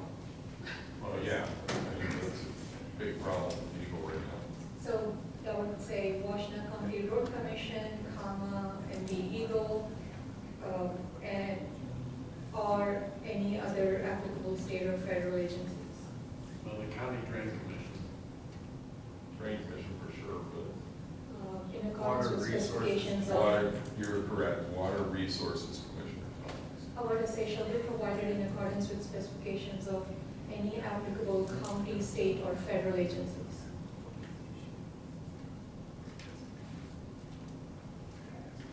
I think that makes it easier. Or harder. Yeah, question is, so the question comes down to, it's somebody doing one of these, well, I mean, bottom line, we're looking, if we're talking about a private road, unless it's citizens doing it, it's gonna be a developer doing it. So, Right.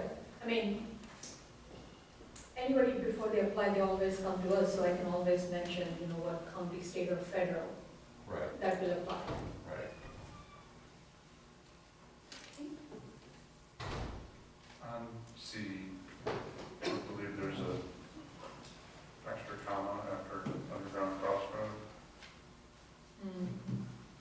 We're at Dan. C, after underground crossroad, there's a comma there that just seems out of place.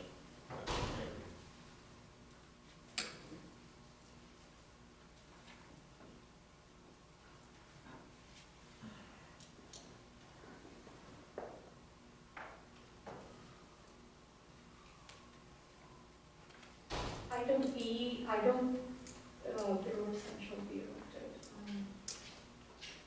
People have expressed some concern with that because you want the road sign at the intersection and that somehow falls within the Washington County road right away. Road sign shall be erected and maintained in accordance with the Michigan Manual of Uniform Traffic Code, and shall, unless otherwise prohibited by the Washington County Road Commission. You're just talking about like Donovan Road. Well, like some the road of our sign. private roads have stop signs where they intersect with the public road, Right. and some don't, Don't, I and think, probably should. I We think, don't need it because state law says you have to stop before entering either state or county highway. I don't ever see that on the test. You had to short it. I think there was one road, I don't remember, that was when I first started, where the fire marshal said, the stop sign should be installed at the entrance before we issue the final inspection, but then the applicant had some issues with the road commission not allowing them to place a stop sign. So, I didn't want it. right, So item B references a road commission permit prior to our approval. So that permit is for the proposed curb cut, intersection, Joint. site review, Yeah. site distance, whatever. But I would imagine that signage would be included in that. they don't require signage, but I can check with that, that's a discussion though. Julie would know. Julie's not here tonight. I don't know if we would know that. Permits is all that.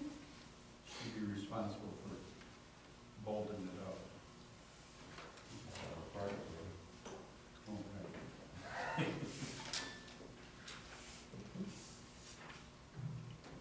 Section 9.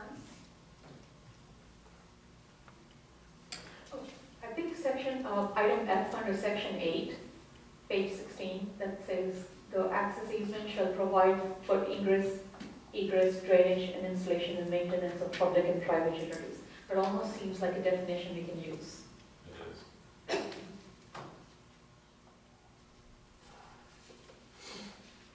Probably in the In definitions section, section. move that to, yes.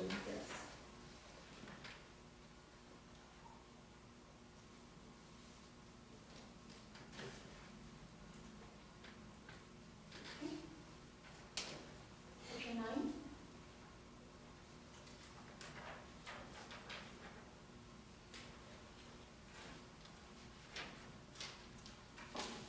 Do you have a comment about clerk versus? Yeah, same as always.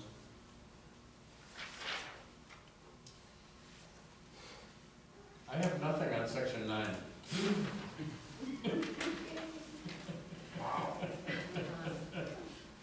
Herb, you gotta have something. I got nothing. Wow. Looking at 10.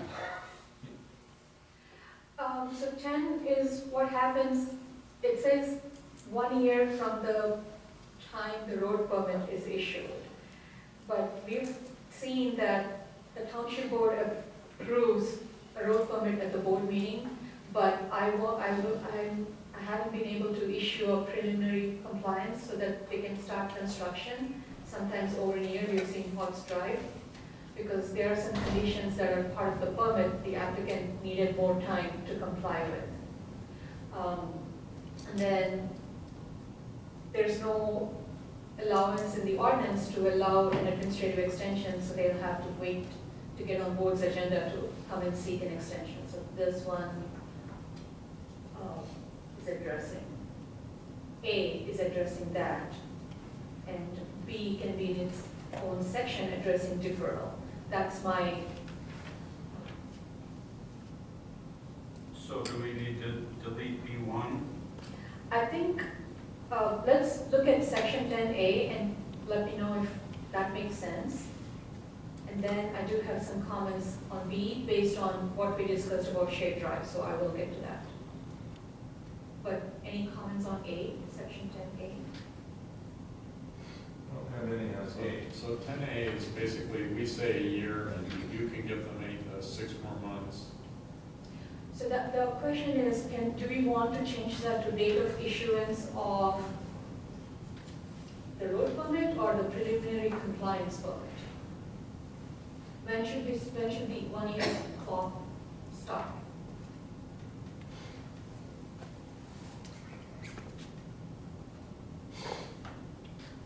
I would think the clock ought to start when the board approves it. Okay, then we'll keep it as is, and then I can grant a 6-month extension. Should we just grant an 18-month permit? Yeah. Even better. That's an alternative. I don't think that's bad. Let's just make it 18 months, Okay, then I can take the last and then blue forget line. Forget the extension. the extension. Yes. Period of 18 months. And then from the date of township board approval, instead of issuance, so that's just complete. I mean, you're gonna wipe out B then? Oh, no, I will come to B.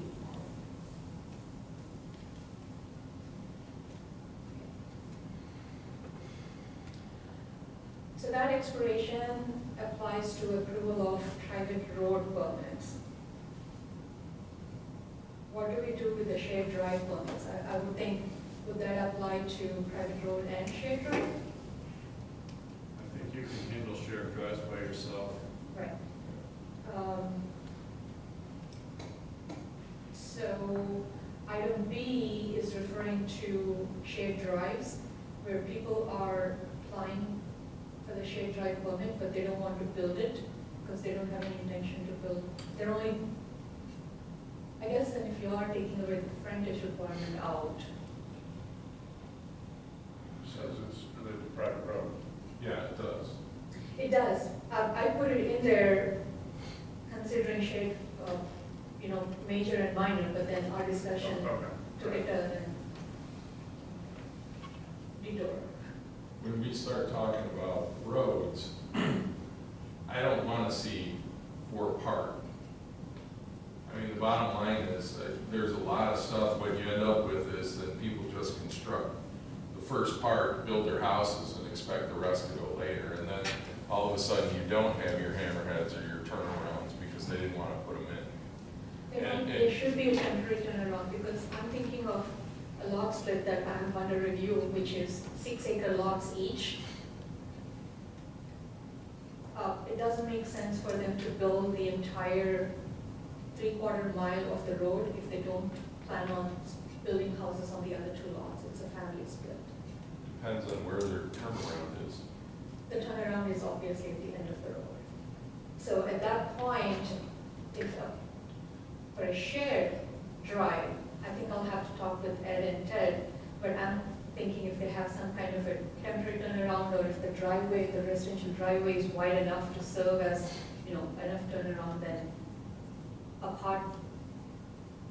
The shared drives follows a little bit different standards too, so that may be, possible for you to approve a shared drive to it. I'm talking about roads. I don't think we have different standard for shared drives. We do want them to be 18 feet wide or Yep. 14 feet, 18. But we kind of, if it's just one way. So we do want shared drive to follow the same standards. It's just that they don't have to meet the lot frontage requirements and they can be approved administratively. But the rest of it, they still have to comply with. But with roads, you end up with half the drainage. I mean, what if it's draining back to that area, where your turnaround's gonna be, where the utility's going in, all that kind of stuff. And I've seen that too much in developments. I've seen it with stormwater, I've seen it happen with roads, that only a little bit got, and then you're ended up cleaning up, or you don't have the facilities that you think you need with drainage or turnarounds or whatever. Okay. So we have to be very careful with approving partial stuff, because that could be no more than just the driveway. I can see with the number of changes, I'm not any more hopeful that it will be there tonight. It's not fair, but since we are at that discussion, I'm thinking in my head that the shared drive permits, 18 months for expiry. Construction may be deferred until the first house on the drive is constructed, right? It can be the first lot, second, or whatever. Whenever they build the first house, they have to build the entire drive, unless they come to board for variance. Or do we want to just not?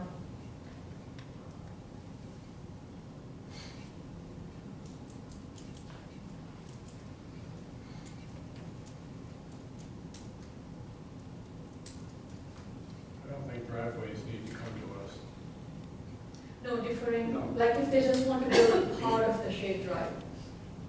And Jeff made some very good points about temporary turnarounds or drainage issues. So at that point, can the deferral be approved by the township engineer if they make provisions to address those issues, I think so.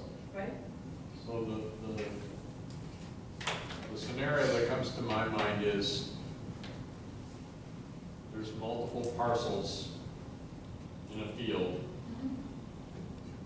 and there's a driveway grab, right? Because people know that there can only be three parcels served by that shared driveway. Right. I would expect somebody to build a whole driveway, not just a stub, and then claim I have one of those 3 driveways. Look, what I'm envisioning is they will have a drawing that shows the entire driveway that's approved, so they cannot deviate from the People design. build driveways on parcels that are not developed. Right. There's a big one right over on Gregory. They build, but by choice. But one of the applications I have is they don't want to build it until they build a house, because then the maintenance and, they're trying to defer the cost.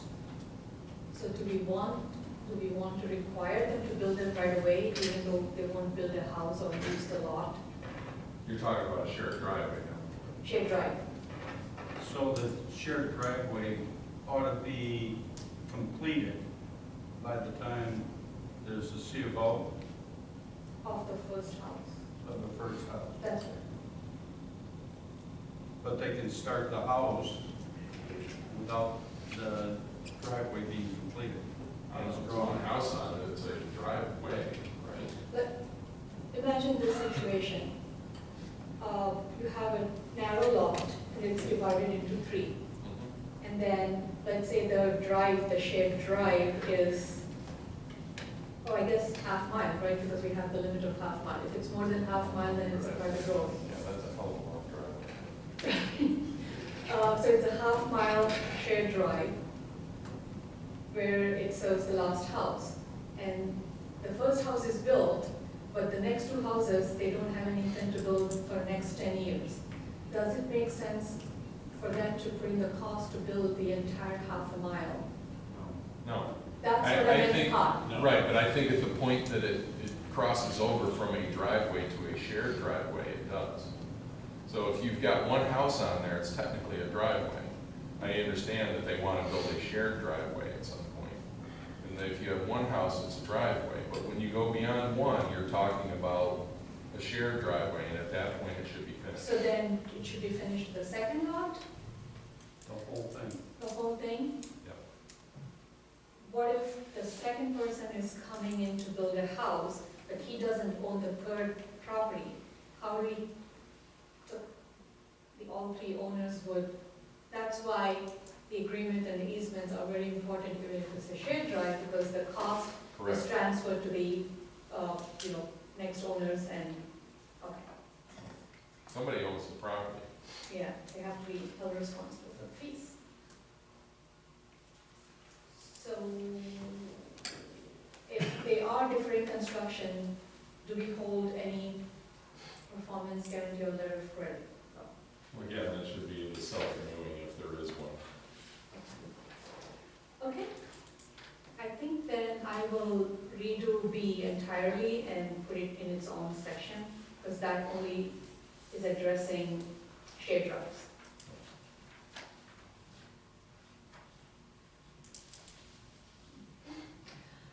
Section 11, access easements and agreements. One of the resident asked me, okay, let me rephrase. Washington County does not require a drawing to be recorded. So that would be a requirement from our end. All they care is an easement description. I've seen other communities requiring a drawing prepared by a surveyor. I know it's an added, but when they are preparing drawings, that is kind of given. That only assures that for people who are not able to read the means and descriptions, they have a drawing to know where the easement exits on their property. Do we want the drawing to be recorded as well, or do we just need the easement description recorded? I think it'd be appropriate to have a drawing, puts everybody on notice of where it's supposed to be. I think a drawing as well for two reasons. One, if you ever looked at any of the stuff that's on the county's site for the Register of Deeds that they've scanned, it's not very clear. It's not. And so if you have a drawing, it really helps with that.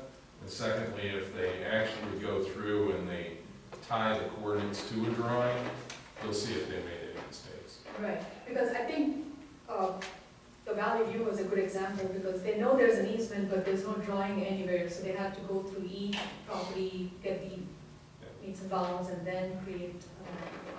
Okay, that's that. Section 12. Any more comments on 11?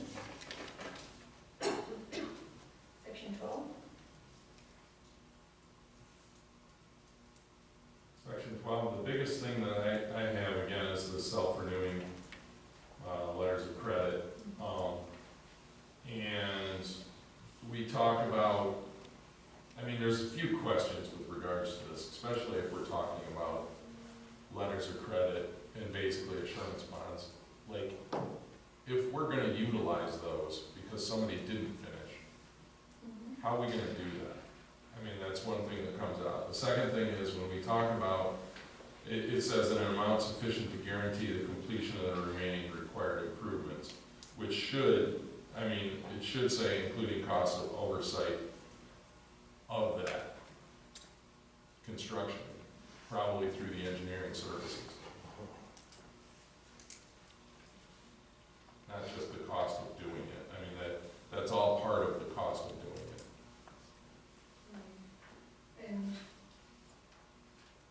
the estimate should be provided by the applicant, or who determines whether it's the right amount? That's a good question.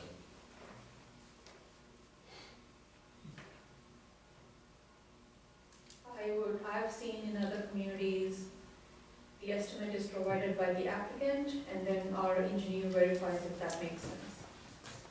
A lot of times that estimate is provided by the contractor Right. that's working with Right. the applicant.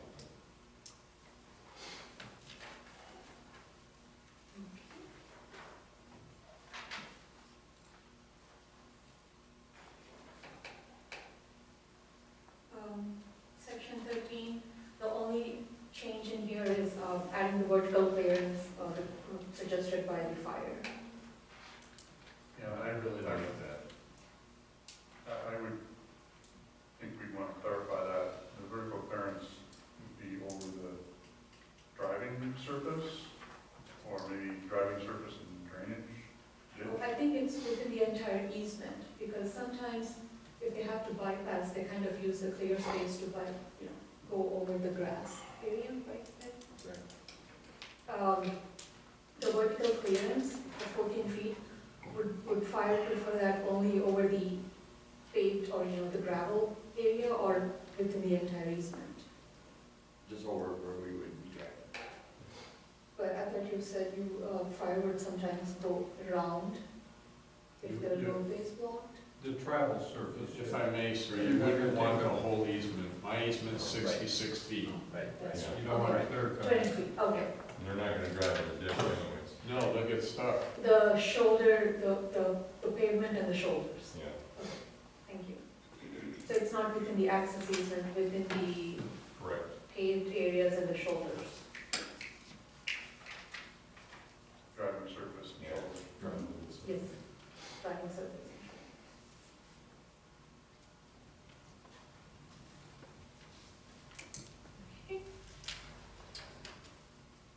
Anything else in 13?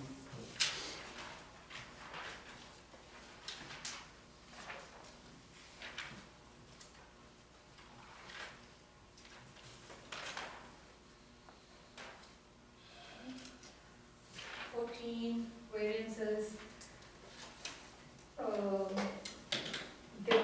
There is potential for that to be refined and have bullets and make it easy for you to make consistent interpretations, but we didn't open that.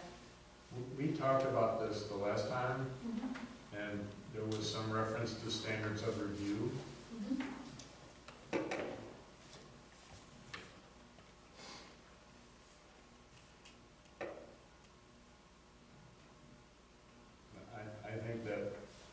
I think we have to have really well thought out standards of review, because I think variances should be the exception and not the rule. And I would strongly recommend that too, because that will allow you to make a consistent decision, just like ZBA makes their decision based on standards of review.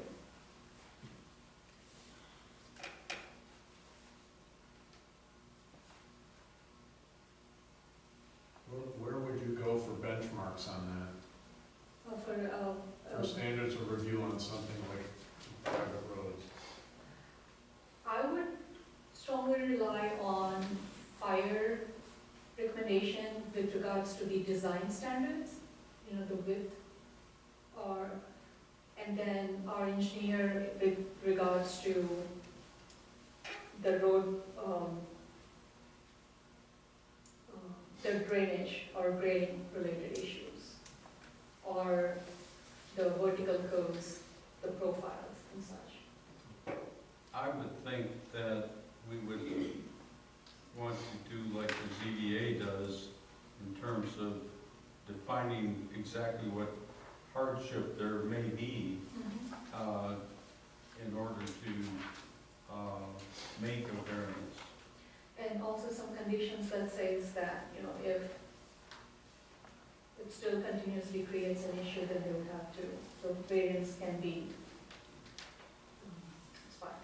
I'm looking at, the reason why I refer to fire and the engineer is because if you go back to the intent, the The Webster Township hereby finds that unobstructed, safe and continuous access to lots is necessary to promote and protect health, safety and welfare of the public through police and fire protection and ambulance service. So whatever standards of review the board decides to come up with, it should be justified by the intent.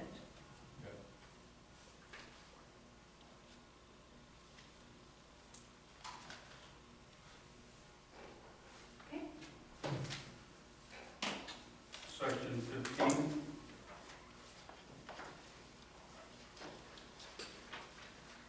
$500 once or more than once? Each. It doesn't really read that way, does it? It does not. A civil infraction happens each day, except this is a police ordinance. So if you're driving down the road and the man stops you for going 50 and a 45, he writes you a ticket. You take off, and you start going 50 again, he writes you a second ticket. This would be probably per day as opposed to being able to lose your driver's license all in one day. And we just need to clarify the language and make sure that that's how it. Or how just it want to is. point out that when this ordinance was drafted, the township board didn't adopt the civil infraction ordinance. Now that we have one in place, would you just like to make a reference to that, or? As provided in the civil infraction ordinance. And what would the sum show from that? And that figure appears to be from 2003. So, You can't, The judge is going to decide. infraction be more than 500. But you do it every day. adds up. After a month or two, it could. The civil infraction says the sanction of a violation, which is the penalty for a misdemeanor violation shall be a fine not exceeding $500 or imprisonment not exceeding 93 days, or both, unless the specific penalty is otherwise provided for the violation. And then it talks about $100 and some repeated offense. But the intent of that ordinance was to address all police ordinances.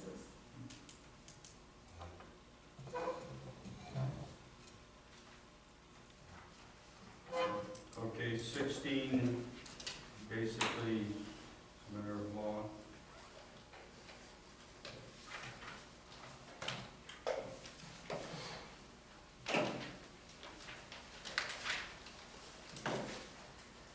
So we're halfway through?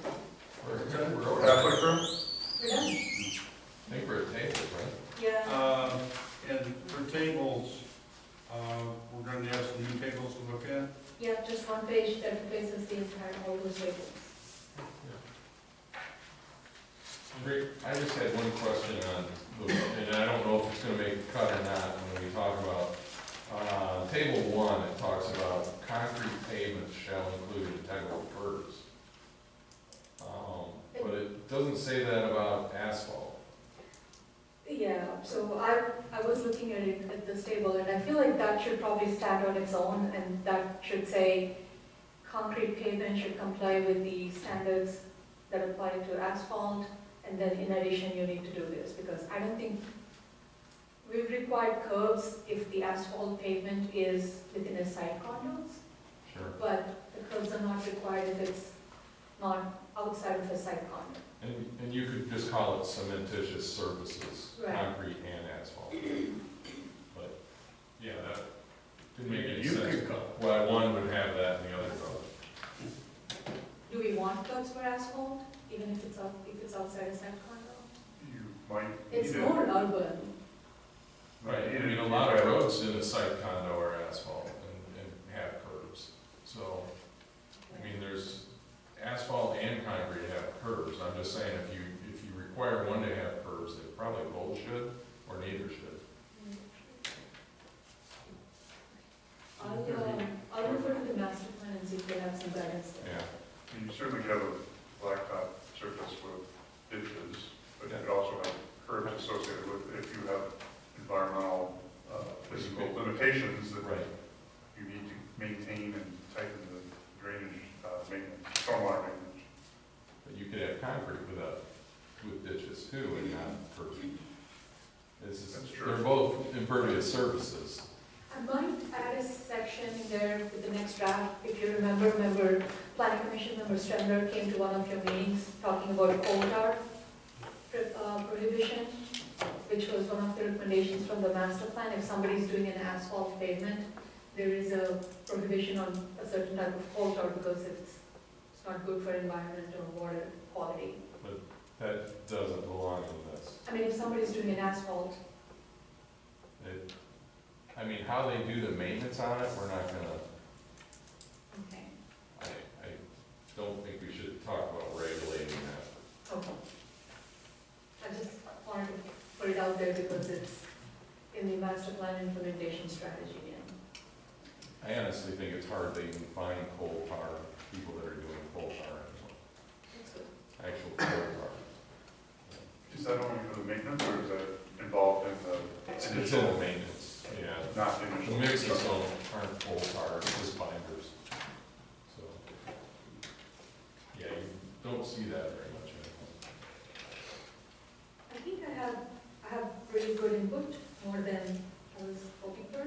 So, I am slightly disappointed that, we're not able to amend something today, but for good reason. I do want to say that, because the discussion around shared drives and not requiring lot frontage, I think many residents would appreciate that, because that lessens a burden on them from a certain point. And I do want to make sure that any of the discussion provisions discussed tonight is not conflicting with any of the standards in the zoning ordinance. So I think I do want some extra time to make sure. Just one last one for me on table 1, number 9.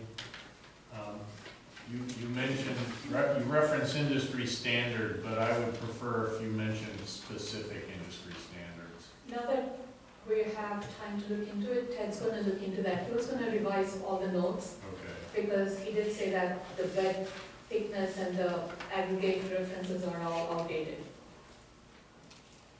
Thank you. You have the direction you need. Yes. Thank you for that. Can I bring it to the next meeting? So, I think she can bring it to the next meeting, can't she? yeah, Yes, thank you. yes. So, Then I will, because they're very specific provisions, there might be some which might require additional discussion, like standards of review or something like that, but there are some changes which I can make before you bring it quickly draft to the next meeting. Before the Okay, so that means that we do not have to do new business item B. Oh, that's what we discussed. it's not a resolution. Oh, yes, it's not the resolution, but we discussed that. Do you want a motion to postpone? or- Yes, I do. Because I would move the postponement of item 4B, resolution for adoption.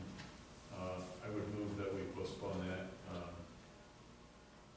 until we reach agreement on the yeah, draft indefinitely. I mean, we're gonna work on it next at month. the next meeting. I hope we I don't wanna tie us to a date. passable thing by the next meeting. But I do really appreciate your patience and time. There's a motion on the floor. Is there a second? Second. Further discussion? I'd just like to say, I mean, as far as when we're talking about the private road ordinance and some of the challenges that we have right now, and they are challenges. I mean, we've got a list of stuff that qualifies as private roads. And obviously we can't go back in time and make sure that we have those. And I think it's unrealistic for us to expect that people that have those things right now are gonna come in and meet all our requirements. I think getting something in place for all of them, making sure that they have, some minimum stuff like a maintenance agreement and things like that would go a long way for bringing, up the standard of those roads and help property owners in the future when you know, they wanna take care of the road, or the road's getting bad, how can they handle those things? I think it's very difficult, even with, and some of them may have standards already, they may have been lost. I know that ours, the one for my specific one, it's filed, but it was filed under something different. And there may be some out there, right? We haven't done, I don't think, that research, and it's very time consuming to search into titles and stuff, but I think some of them may have been lost. But the bottom line is, our expectations, I think we've got to keep it to where it's realistic. And they're not all gonna come and meet our standards that we're doing, but trying to bring them up and better them, and better the community, and better the stuff that we see, and trying to get some standards like at least a road agreement, or getting them to say, hey, listen, this is the stuff that we need for fire. You guys, they may not even realize, you know, residents may not even realize, the fire truck can't get down here because it's not high enough, or it's not wide enough. And those issues, nobody wants to lose their house with fire. I mean, let's face it. And if a fire truck can't get down there, that's what's gonna happen. So, I mean, there is an interest for people to do it, but after the fact, to do it when there's, like, Pillar's got 15. I mean, that would be extremely difficult to get 15 people to sign, you know, the stuff that they have. And Particularly if they had to pay for it. So, yeah. so I see that as the biggest hurdle, is to get people who already have homes and already have property to agree to some maintenance agreement. Yep.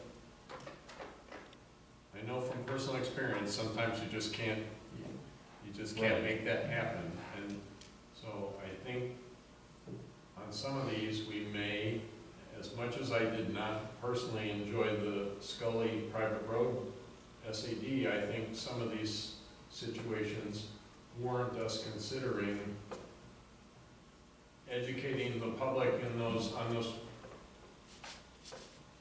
unauthorized or out of compliance private roads to pursue an SAD, so that if you have 4 out of 5 people that are willing, you can compel the 5th one, or if you have 10 out of 15 that are willing, you can compel the other 5.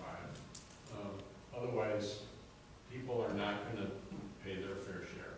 No, but they're gonna come in on their own too. I mean, it's not like we're gonna go after them all and say, hey, you gotta do this.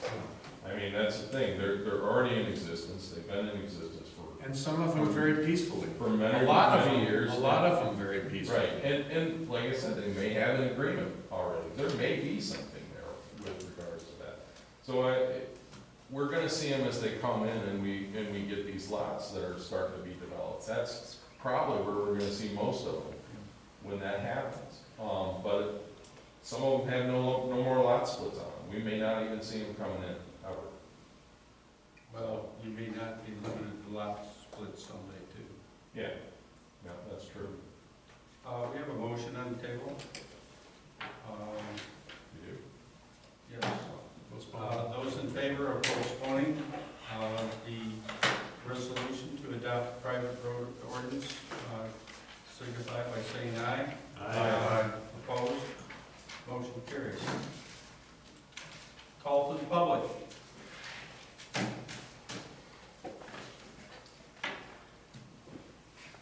Dave Daly, 7223 Mulder.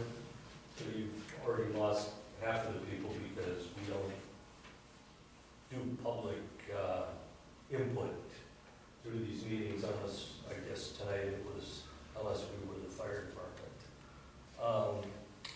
Other places do open it up to public input during the meeting so that there can be a little bit of input. A couple things, there's several missing private roads on the list. I mean, I can name 3 of them offhand: Hickory Creek, Sand Hill Lane, Coral Court. They're not on the list. You know, driveways typically are 10 to 14 feet wide. So if it's, I don't know how wide your driveway is, John, but, you know, probably not 18 feet all It's the way not down. wide enough. Yeah, so, I don't know, you know, if you wanna say a driveway, if you need an easement for expanding it to a private road in the future, once it becomes 4 houses or 5 houses, maybe that's the way to look at it. But if you're putting in a drive 14 feet, that's actually a pretty wide drive. You know, like I said, 10 to 14 feet. If it's greater than 300 feet, maybe it should have a hammerhead or a cul-de-sac. You know, those would be some of my comments. The other is it possible to get Wi-Fi, guest Wi-Fi in this building? We have it. It doesn't come up on anything that There's a repeater right there. You would need the password. you need a password. Oh, okay. I'm saying guest Wi-Fi, typically you don't need a password. So that you can pull up the files a little bit easier when you're sitting here.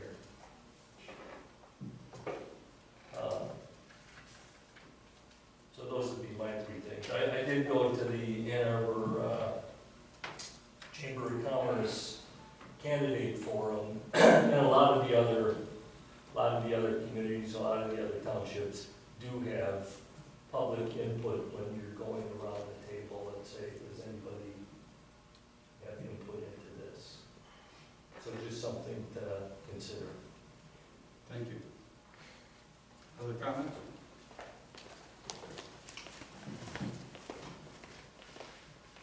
Peter Stevens, 7500 Trotters Lane. I might have a comment. I need to ask a question first. I don't know if anybody can answer it.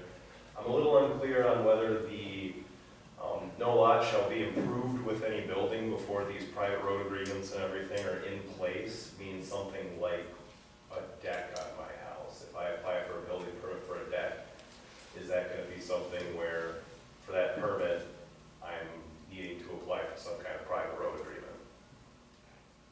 I would need an answer to that question before I can make any comment further. That's where you want to answer. If there's a house on the property, then it's considered, you know, it's existing, so you don't need to go through the process if you're adding a deck to an existing house. But if it's a vacant lot and you're building a new house or a barn for, for a principal use, then you would have to go through the process. Exceptions might be a non-compliant lot or a non-compliant house. Right. House, not a lot, because that's what we're trying to bring to compliance, but yes, non-compliant. Okay, that does answer one question. I guess the only other comment I would say is that with all of the checking along the way from the engineer, with all of the permits, with all of the engineering plans, this is just starting to sound like it's going to be a huge cost for residents to try and comply with this ordinance. And there's a lot of people that are already feeling the pinch monetarily, and this isn't going to make it any easier for them. The only other thing would be that listening to you guys discuss this and looking through the text of this document, it's not something your average resident is just going to be able to pick up and understand easily. I know that can be difficult, especially with ordinance language and everything, but I would really encourage the board to make whatever attempts possible to make this something that's easy to understand for the community and make sense to people without overburdening them. Thank you. Thank you. We did have one more comment. So I had come in about 4 months ago, and I still haven't seen, and I was hoping that I'd see it in this draft, the maintenance agreement. The maintenance agreement. You know, you can't tie a maintenance agreement to a road. I mean, is there a draft of a maintenance agreement? We don't require a specific maintenance agreement. We look for elements of a maintenance agreement, and we do have available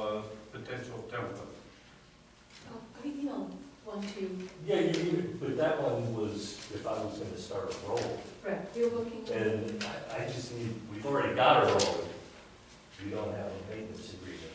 In fact, you called our road a private drive.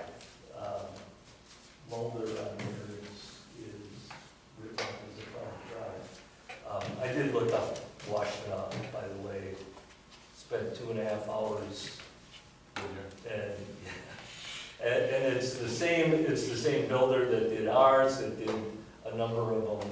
YZ or Tom Burrows was his name, but anyway, yeah, no maintenance agreement. Thank you. All right, thanks.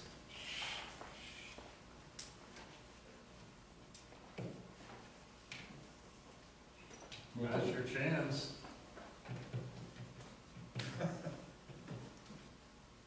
No comment, Your Honor. Move to adjourn. Second. Second. Those in favor of adjourning, signify by saying aye. Aye. Motion carried.